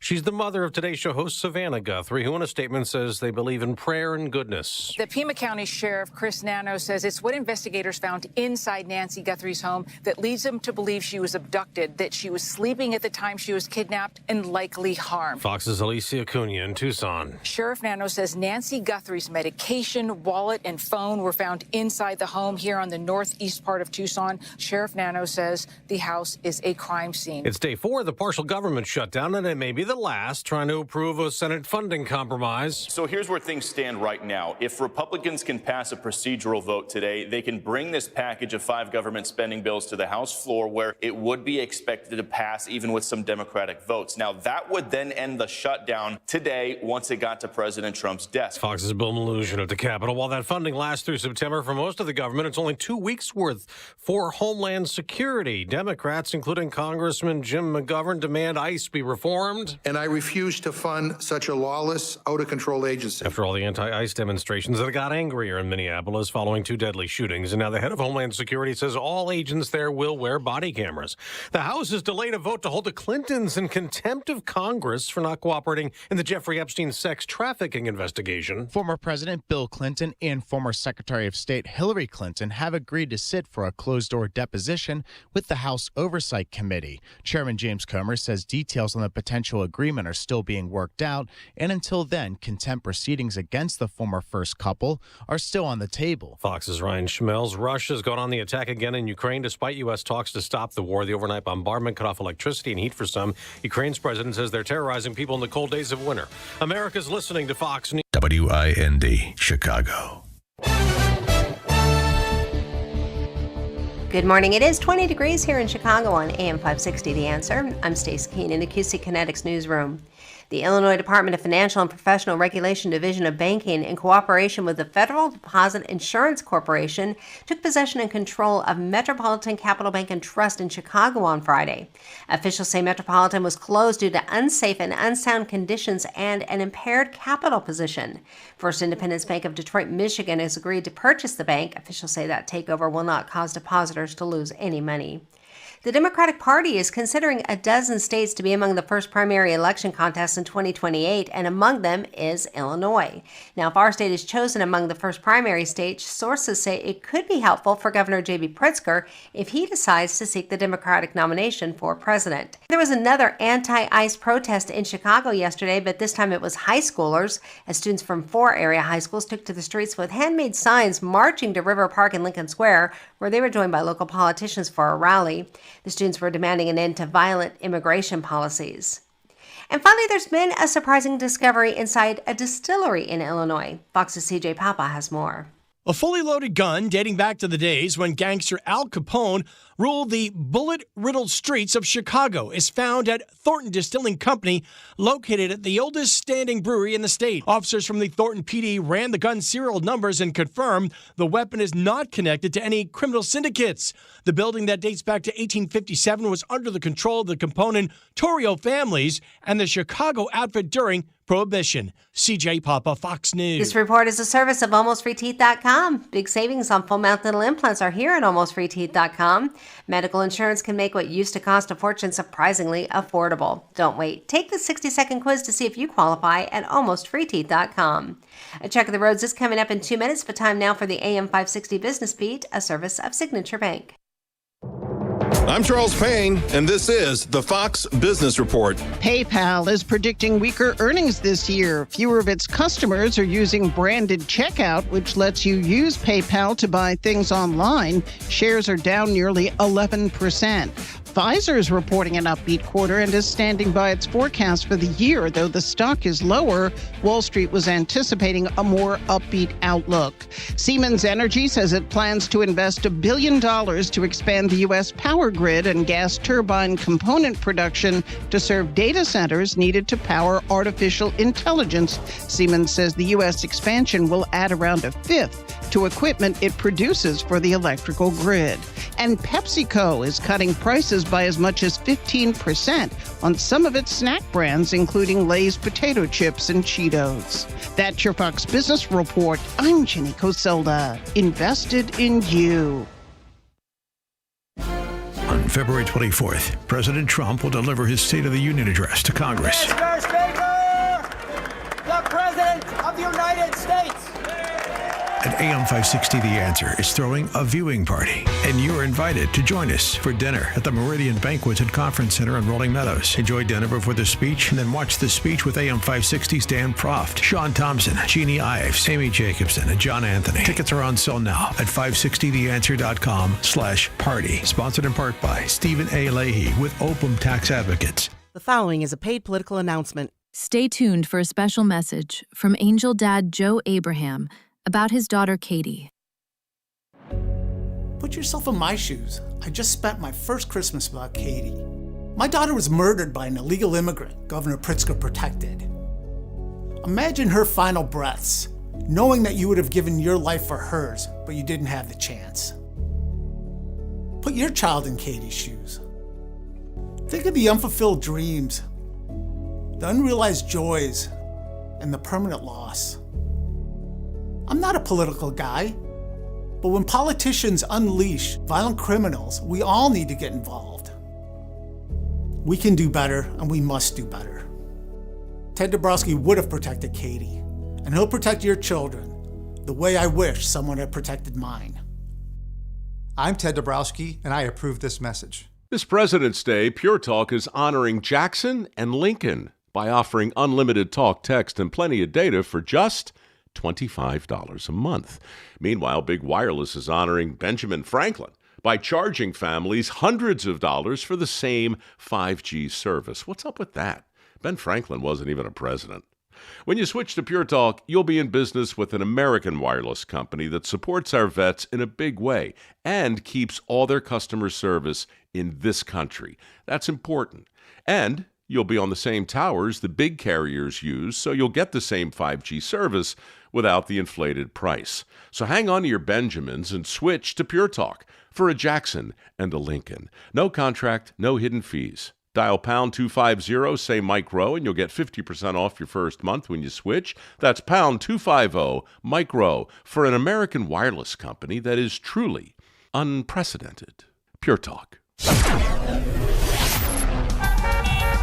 Taking a look at the roads from the Team Hochberg Traffic Center, I'm Sue Aller. Well, the crash has been cleared on the southbound side of Lakeshore Drive, but still completely jammed between Fullerton Parkway and North Avenue. We have an accident on I-80 westbound on the exit ramp to get off onto I-57. The Bishop Ford slows down inbound between 111th Street and the Dan Ryan. It's 28 minutes on the inbound Dan Ryan from 95th to the Burn Interchange. Outbound is 12. 50 minutes inbound on the Stevenson from Veterans Memorial to Lakeshore. Outbound is 28. The Eisenhower is 46. Inbound from Wolf to the old post office. Outbound is 26. Inbound Kennedy, 41 minutes from Montrose to the Burn Interchange. Outbound is 23. The express lane slammed inbound from Montrose to Ohio Street, and a crash on the outbound Eden and Niles Center Road slows you down. This report is a service of the daily podcast of the Chicago's Morning Answer and the Sean Thompson Show. Hear both shows with limited commercials when you subscribe for free to the daily podcast at 560theanswer.com/podcast. Chicago's Morning Answer continues next, but now the latest forecast from the Air Right Heating and Cooling Weather Center. Today, expect mostly cloudy skies with cold temperatures reaching a high of 26.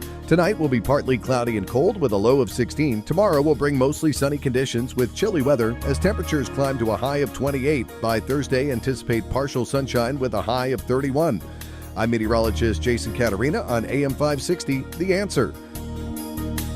Get the latest weather, traffic, and news updates online at 560theanswer.com. This hourly segment is brought to you by Forever Remodeling. Stress-free and high-quality remodeling. View their stunning transformations online at the number 4everremodeling.com. Now, from the Signature Bank Studios. This is Chicago's Morning Answer with Dan Proft on AM 560. The Answer.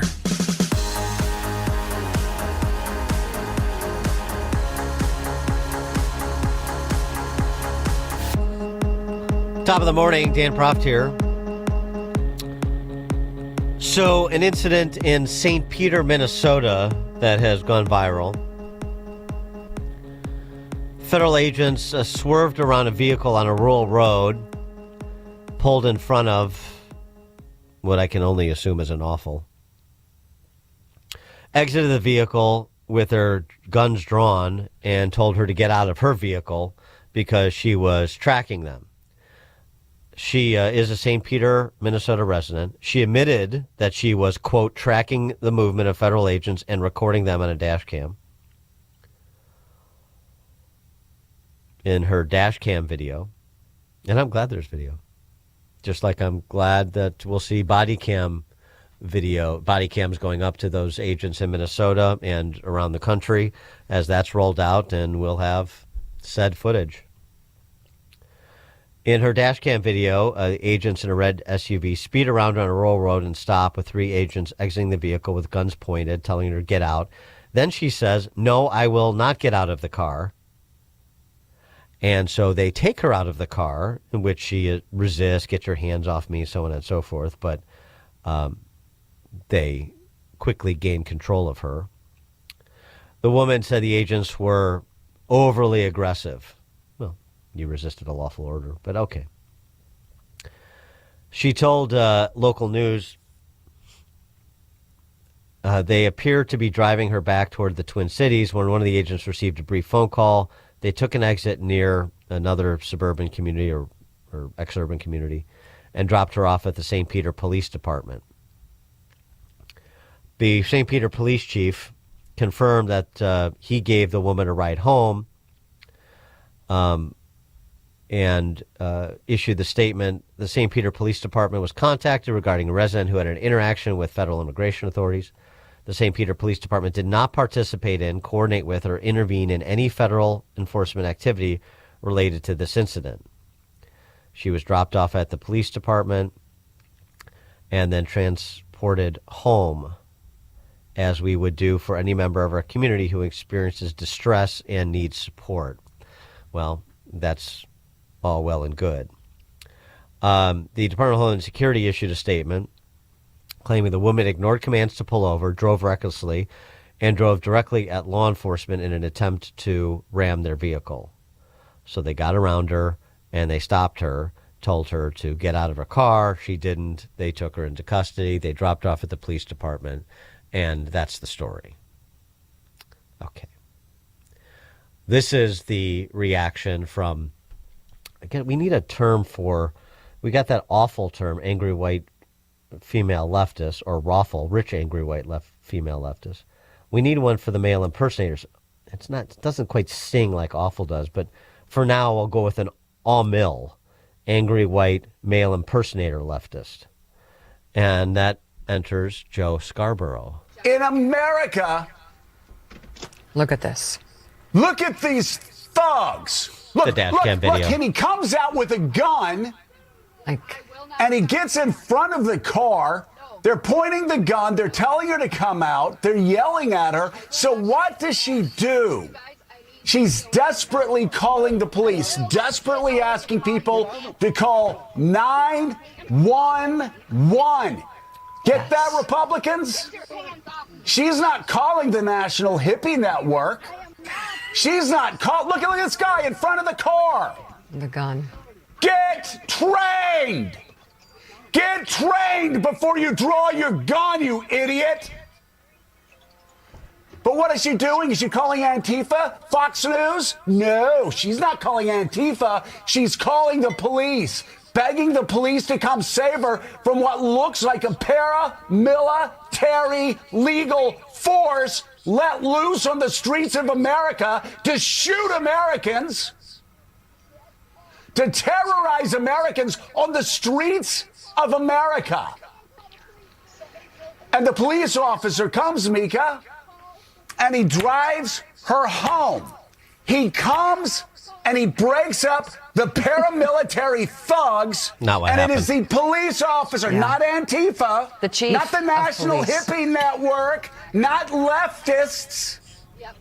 A police officer comes and takes her home.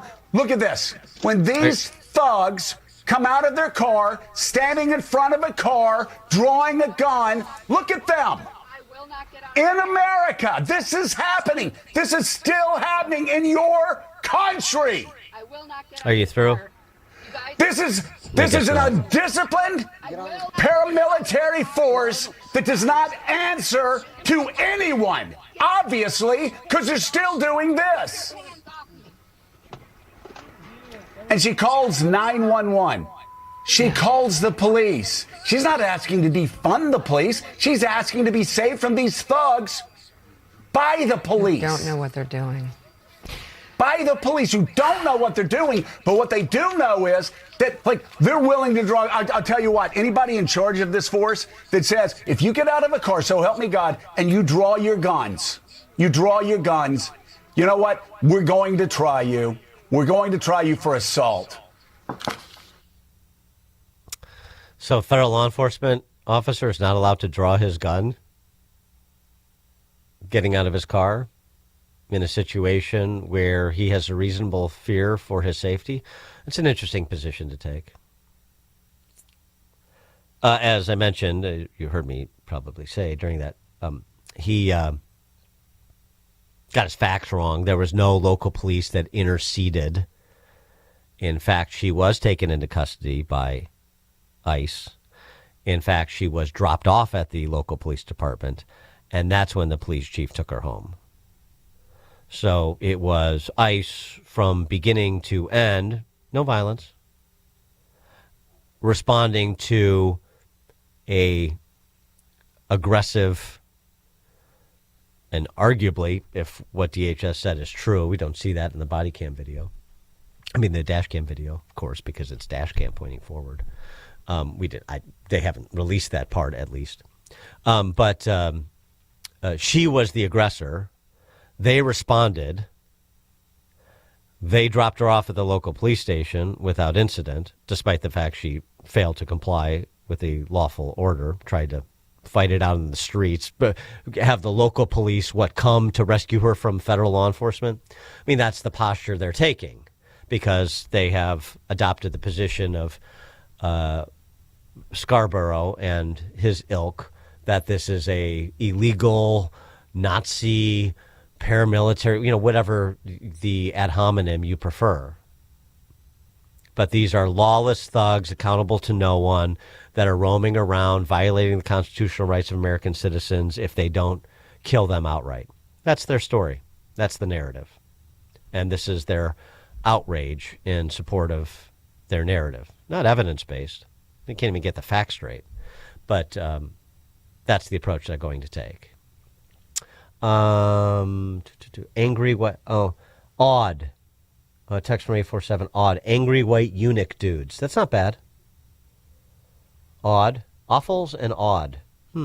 Yeah. Okay. That's a good suggestion. I appreciate that. And it's interesting. Why would these DHS officers take such offer such a response to somebody that was tracking them? That, again, according to Homeland Security, there was a perception that she may have tried to ram them.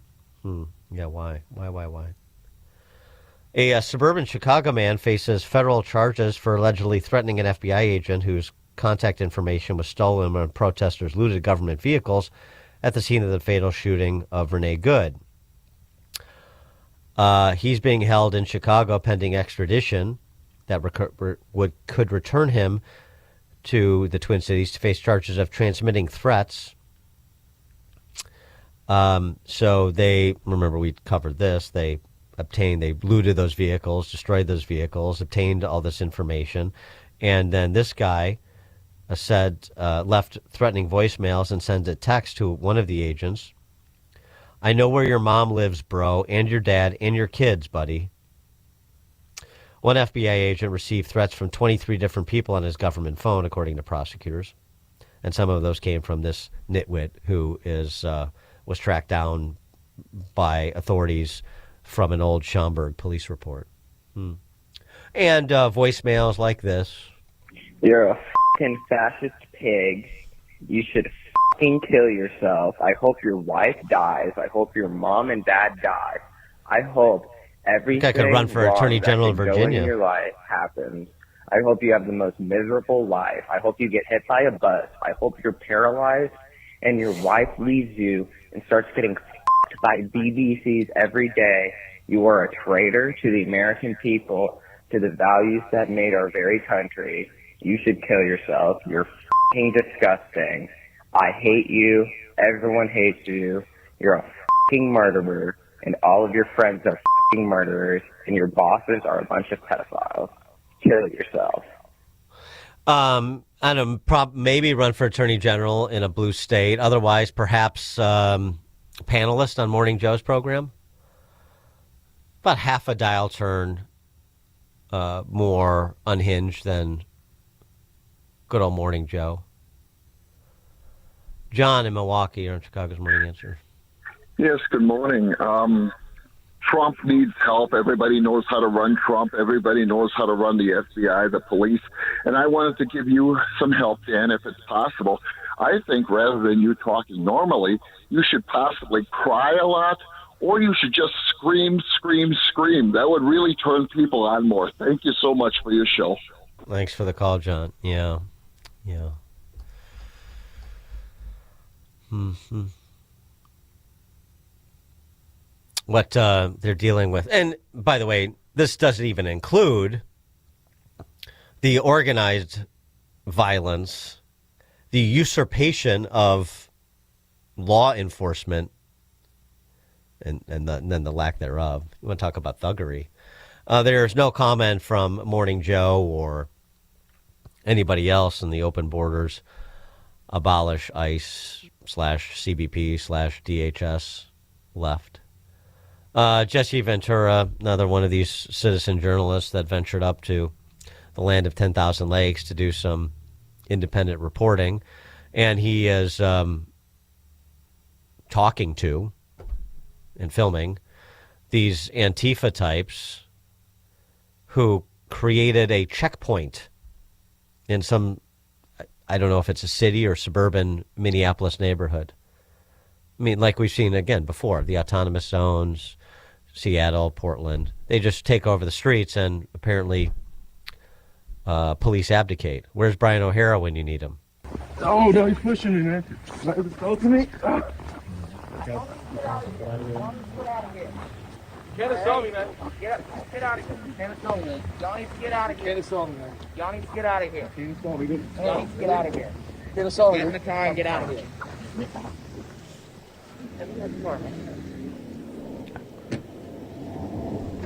Y'all need to get on out of here. So they're assaulting me and my photojournalist. Got it all on video. He actually tried to steal my phone, but unsuccessful. And you're gonna get blasted all over the internet, buddy.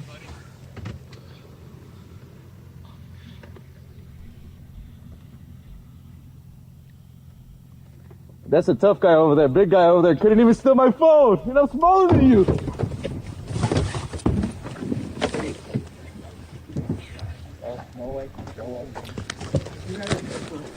You can't assault me, dude. Get in the car.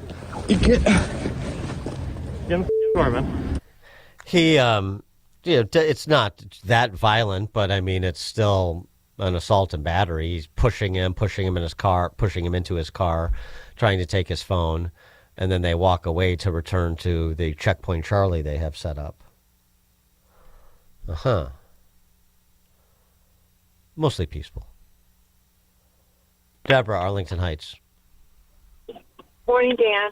The party of diversity and inclusion, tolerance, and hate has no home here, signs in the front yard. I just want to make an observation about the recent Northwest suburban protests that there have been. Why aren't those people standing out in front of high Hispanic areas like in Arlington Heights, Palatine, Mount Prospect, which there are areas? And by the way, I haven't seen one ICE vehicle or one person in a high Hispanic area near me, not once. And so I want to know why those people are standing on safe street corners and not standing in front of the areas that they say are being invaded by ICE and people are being kidnapped. Thanks for the call, Deborah. Yeah. Text from 815 whammies. trying to come up with a name commensurate with awful for the penis-free males like Scarborough. Whammies, text from 815, whammy, W-A-M-I, woke angry male impersonators. That's not bad. Okay. Yeah, it's better than my...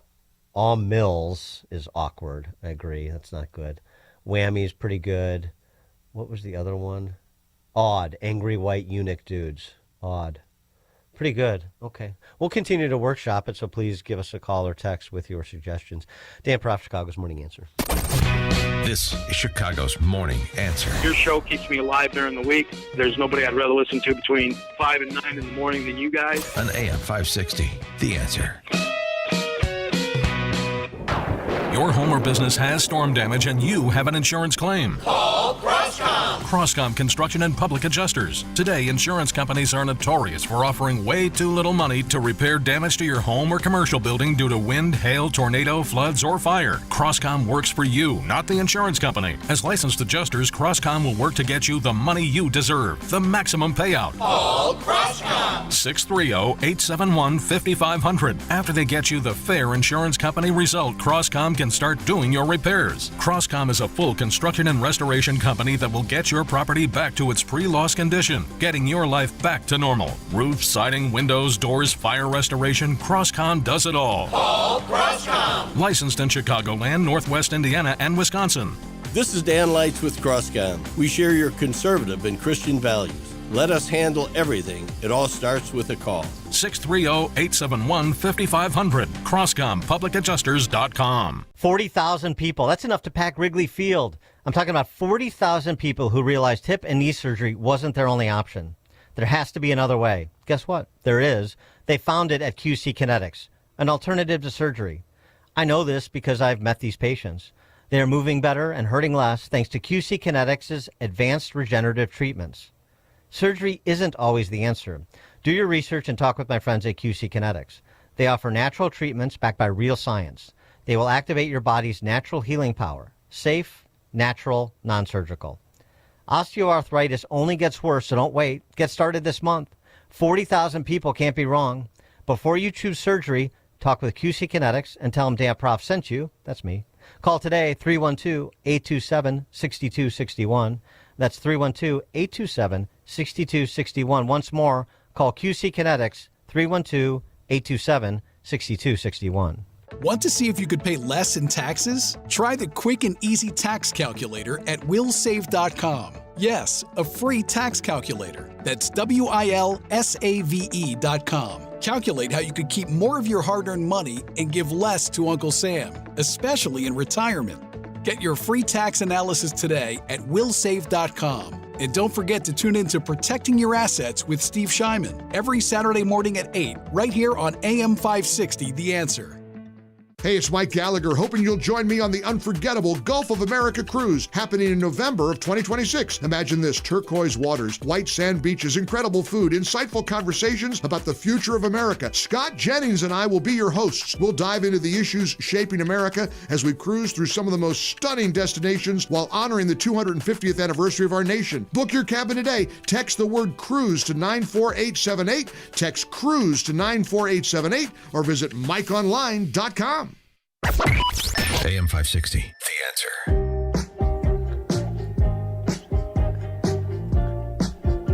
Top of the morning, Dan Proft here. Have you seen or heard about this new Star Trek spinoff called Starfleet Academy? I mean, it is, full-on identitarian. I mean, and it has all the subtlety of a sledgehammer in delivering it. Typical Star Trek world of the inclusivity and the it knows no bounds, and that's that's always progressive. It's always moving forward, and I can't think of an element of the entire show or series that isn't that way. I think that we are diversity training at Starfleet Academy. What it means to be a warrior. You know what I mean? Like, a warrior doesn't always mean picking up, a weapon and going into battle. There's like a lot of other battlefields. And so I think that's what we're doing in Starfleet Academy with Klingons. Yeah. The Klingon in one of the Klingons, I guess Central, I'm not watching it. I have not watched it, not going to. A pacifist Klingon named Jaden, who has 2 polyamorous refugee dads. Boy, I tell you, I mean, that's commitment. I'll tell you, Tig Notaro she's this lesbian comedian, and that's how she would define herself, I'm sure, in that order. Talks about, I guess she's sort of the Captain Kirk in this. Talks about her and her girlfriend and working together. Yeah, it's a dream. And that you can yell at people. And I can yell at people. That's what I do anyway. It's awesome. She yells at me on and off camera. Yeah. For me personally, playing Jet, it's really interesting because I was single through Discovery. It's been really interesting to incorporate a relationship because we are romantically involved on the show. And I was talking to Gina about this earlier, that I didn't think our dynamic made sense at first because I thought I would be the more dominant personality in a relationship. And honestly, when I watched it with my real wife, she was like, I love this dynamic. The premiere of Starfleet Academy had 1,300 live viewers on YouTube. It was eventually pulled after only 218,000 views in 9 days, with 8,000 likes and 27,000 dislikes. And you need a rhyme for going woke and nobody watching. Well, I guess going broke works for... I don't know what exactly Paramount was thinking here, but I digress. It's a perfect opportunity to contrast it with William Shatner. Shatner's still around. You can call him Will Shat because that's his persona in Star Trek Battle Regalia. In a new ad that has, by comparison to Starfleet Academy, this show with 11 executive producers and a full cast and all the marketing of, but did the numbers I described, 1,300 live viewers for the debut after all of that effort and production and marketing. This Kellogg's Raisin Bran ad with Captain Kirk has already more than 1 million views. Just released. Will Shadd here, bringing fiber to the masses with Kellogg's Raisin Bran. Duty calls. Will Shadd? Every darn day. Whoa. Bye. Will Shadd in the house. Wait, Will Shadd where? Never mind. It's fiber time. Is that dog a Shih Tzu? Perfect. Will Shadd on the car! Oh! You're too low for this shit. Kellogg's Raisin Bran. High fiber, happy gut. I see what he did there. It's good to see Shatner is still in the game. Coming up at 8:38, Jasper Craven on America's new gambling epidemic. We know that all too well in Illinois. Jasper Craven, 8:38. Now we check the headlines. Good morning. It is 20 degrees here in Chicago on AM 560 The Answer. I'm Stace Keene in the QC Kinetics newsroom. 2 teenagers are in critical condition after they were found shot this morning. Police say the 16 and 18-year-old victims were found in an apartment complex in the South Shore area just before 3 a.m. Police do not have any suspects in custody at this time. A federal drug investigation has resulted in criminal charges against a Chicago couple along with 7 other individuals for allegedly trafficking cocaine in the Chicago area. 34-year-old Joel Andrada and 32-year-old Maria Brenda Mora Hernandez are charged with drug conspiracy, drug distribution, and firearm offenses. Police are investigating after a body was pulled from the Chicago River on Monday. Police have not said if they believe foul play is involved. And the city of Harvey is looking to navigate leadership following the sudden and unexpected passing of Mayor Christopher Clark on Friday. Council members at a special meeting held last night failed to pass a vote which would appoint a new acting mayor. In the meantime, Mayor Pro Tem Shirley Durinsky will be in charge of running the city and the council meetings. This report is a service of the AM 560 store. Order t-shirts, hoodies, and more from your favorite AM 560 brands, including Prof University and The Sean Thompson Show when you go to 560theanswer.com/store. A check of the roads is coming up in 2 minutes on AM 560, The Answer. He's tried to mellow out. For what reason, nobody knows. But it didn't take. Let me guess. Sean Thompson. It's not political party per se. It's character. And every decent American should be outraged at the idea that this goes unreported for a decade. It is unfracking believable that every decent American doesn't want to light the torches. The Sean Thompson Show. Weekday afternoons at 4 on AM 560.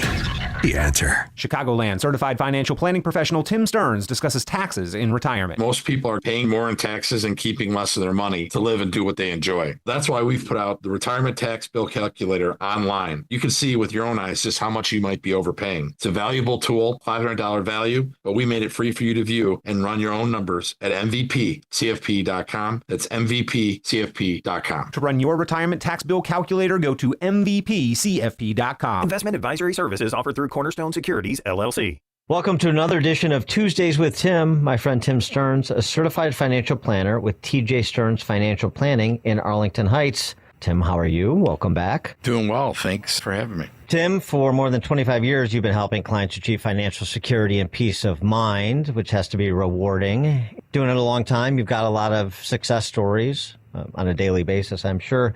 Can you give our listeners an example of a family that you've helped out recently that comes to mind? We had a 65-year-old call who had been listening to your show, and he called us and he said, he wanted to know, do I have enough assets? I'm really tired of working. I'm burnt out, etc. And he didn't know if he had the resources, and he didn't have the knowledge to get to the answer of that. So we helped him prepare a Protect and Grow blueprint. And by doing that, we helped position his money for income and cut back on the risks that they had in their current portfolio. Thank you, Tim. If you're in your 50s or 60s, I want you to speak with my friend Tim Stearns, TJ Stearns Financial Planning. Tim will help you structure and optimize your savings to prepare for 20 to 30 years of enjoyable retirement. Call Tim today to schedule your free consultation and get your free Protect and Grow blueprint. Call 1-800-640-2256. Again, that number, 800-640-2256. Tell him I sent you when you call Tim at 800-640-2256.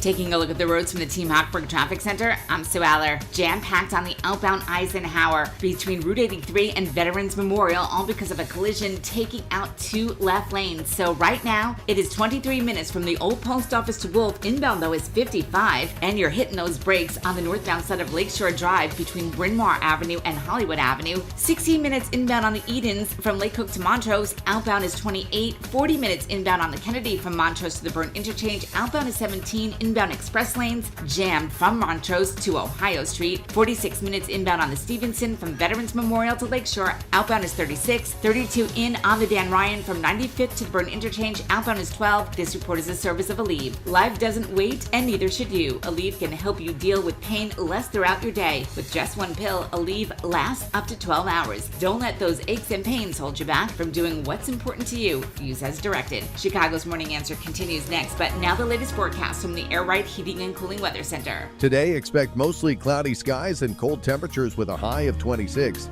Tonight will be partly cloudy and cold with a low of 16. Tomorrow will bring mostly sunny conditions with chilly weather and a high of 28. Thursday will have partial sunshine with a high of 31. I'm meteorologist Jason Caterina on AM 560, The Answer. Get the latest weather, traffic, and news updates online at 560theanswer.com. Now, from the Signature Bank Studios. On February 24th, President Trump will deliver his State of the Union address to Congress, and AM 560 The Answer is throwing a viewing party. Tickets are on sale now at 560theanswer.com/party.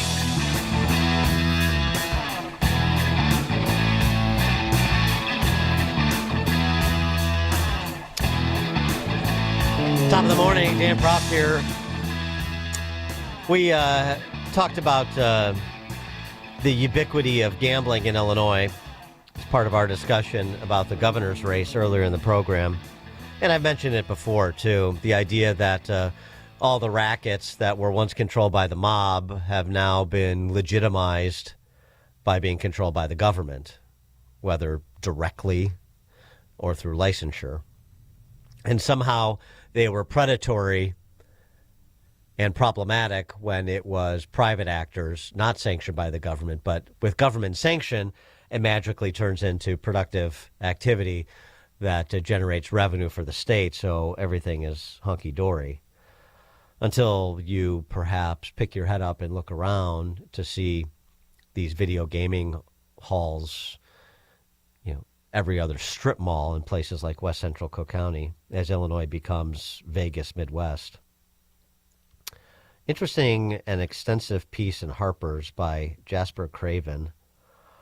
He's the author of God Forgives, Brothers Don't, The Long March of Military Education and the Making of American Manhood. That's published in May. But the piece I'm referring to is entitled On Tilt, America's New Gambling Epidemic. And Illinois is right in the center of it. On Tilt, it's at Harper's, as I mentioned.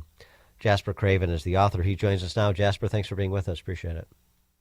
Thanks for having me.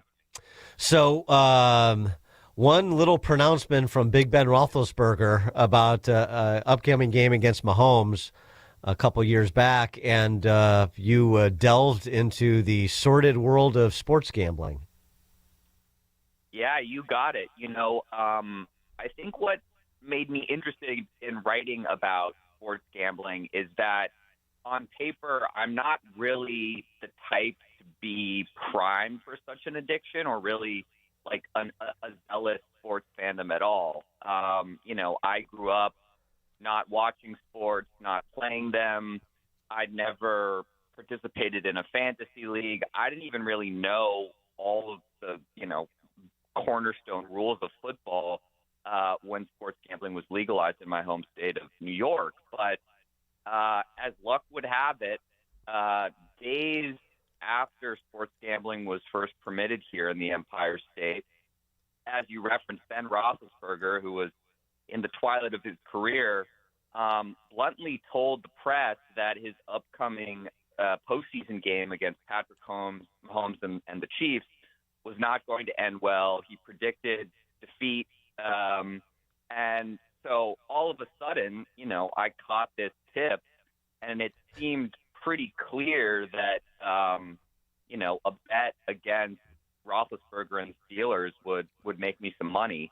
At the time, all of these new sports betting apps were, feverishly advertising to young men like me.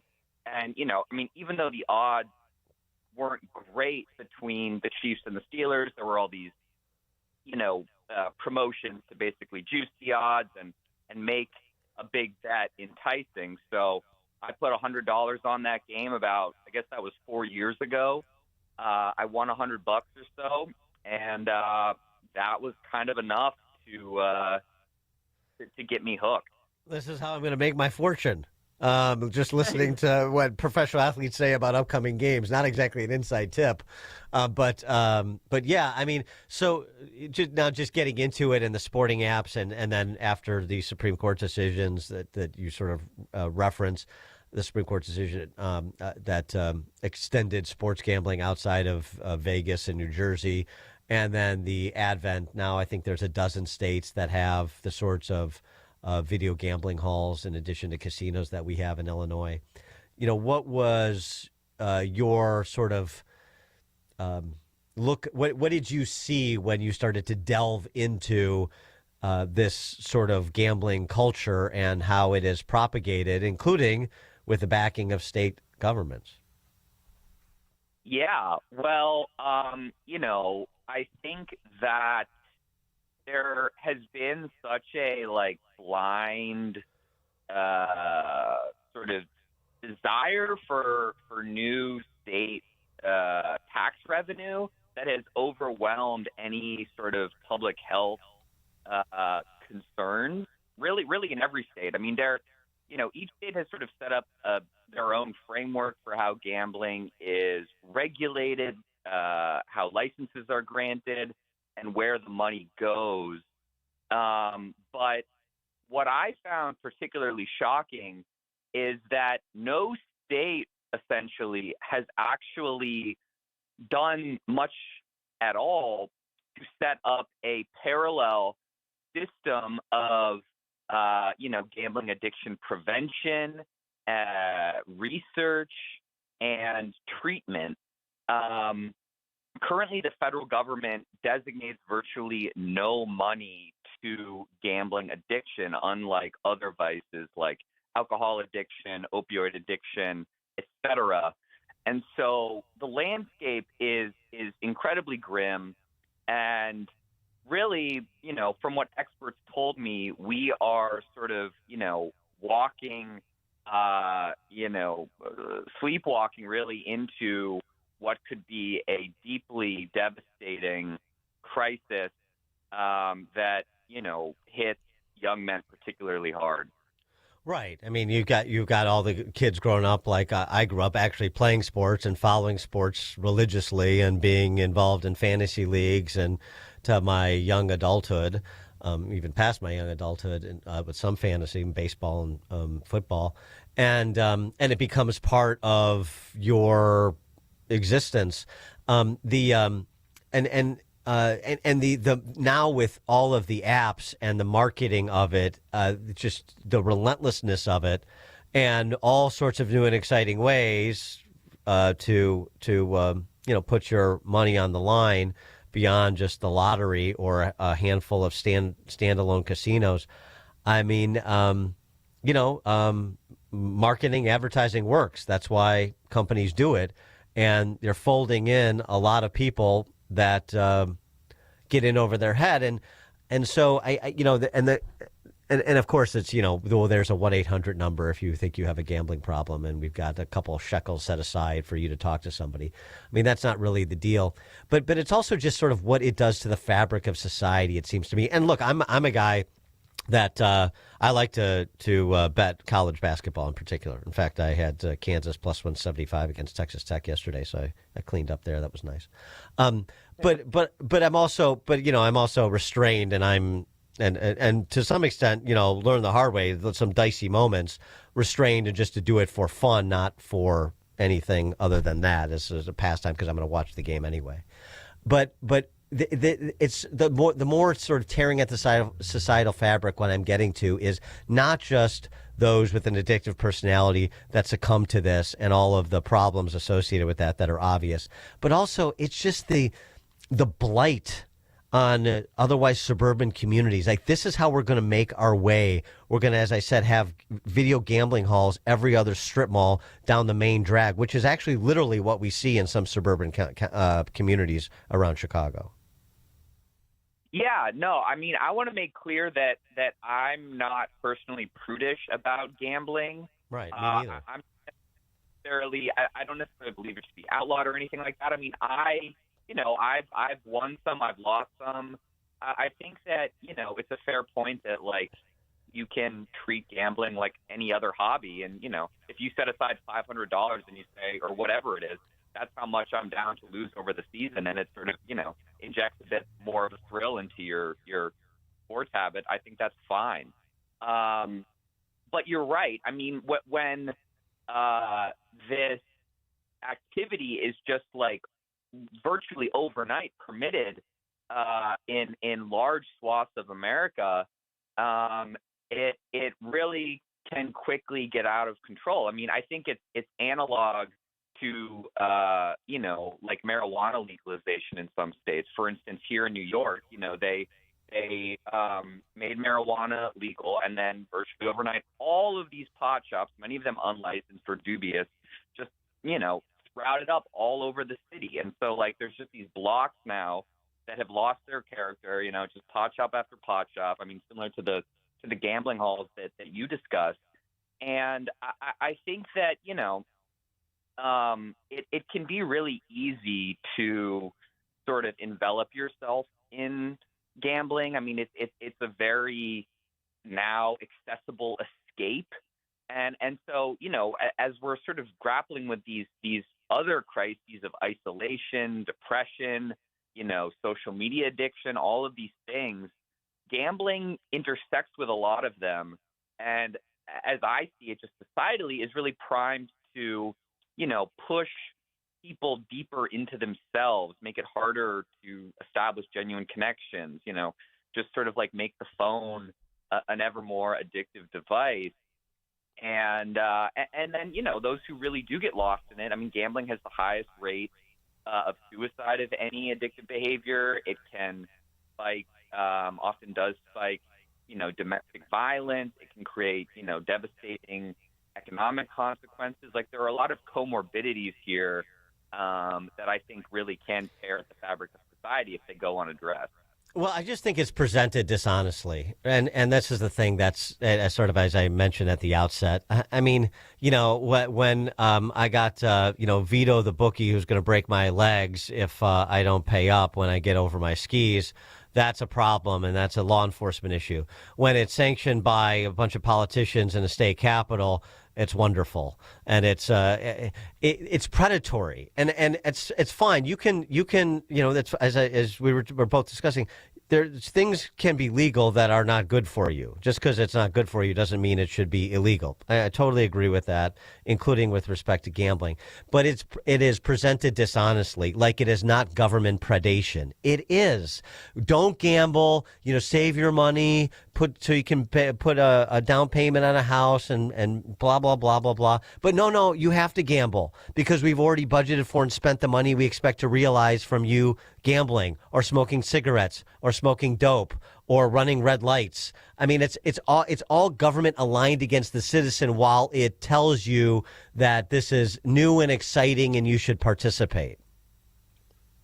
Yeah, I mean, I think that's a fair point, and it deeply complicates the government's other role to address these vices, to regulate them in a way that feels responsible. Because they're on both sides of the transaction now, and they are clearly incentivized to sort of allow insane levels of gambling, and that's essentially what's happening. It's evidenced by the fact that they are not really lifting a single finger to rein in any of the operators when it comes to disingenuous advertising, when it comes to some of these practices that are meant to really reel in customers and keep them losing, when it comes to funding research and getting even just an assessment of the prevalence of gambling in their states. Like, the passivity by the government on this matter is galling. Well, and it's a great cover for states that are really run poorly, where there's a high cost of doing business. I'm talking about Illinois, since I know it the best. So I understand the bar owner, the restaurant owner, the businesses put a couple of video poker machines in the corner, and I make an extra couple grand a month or more, and it allows me to make a profit on my business. So I understand the temptation of it, but that's also part of the predatory nature. So we're going to make it very difficult to do business here, but we're going to cut you in on this a racket, and so you'll get a piece of the action. And so this is the way you buy political support. We never had like a statewide referendum on this massive expansion of gambling in Illinois. We just did local opt-ins. Well, okay, so you have communities that are struggling for resources. Here's your local opt-in. Just legalize video gambling. These guys come to town like,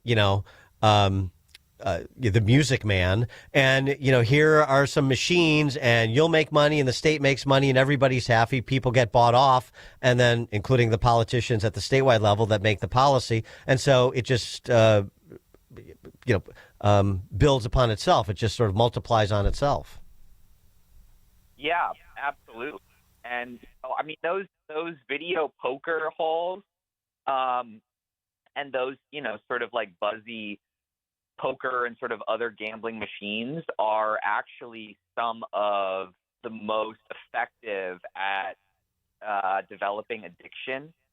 just by how they're designed and the sort of, brain synapses that they stimulate. I mean, when I was in Vegas, all of the addiction experts and the operators, they cautioned about the risk associated with sports gambling, but the machines really have the highest prevalence of creating addictive behavior of any sort of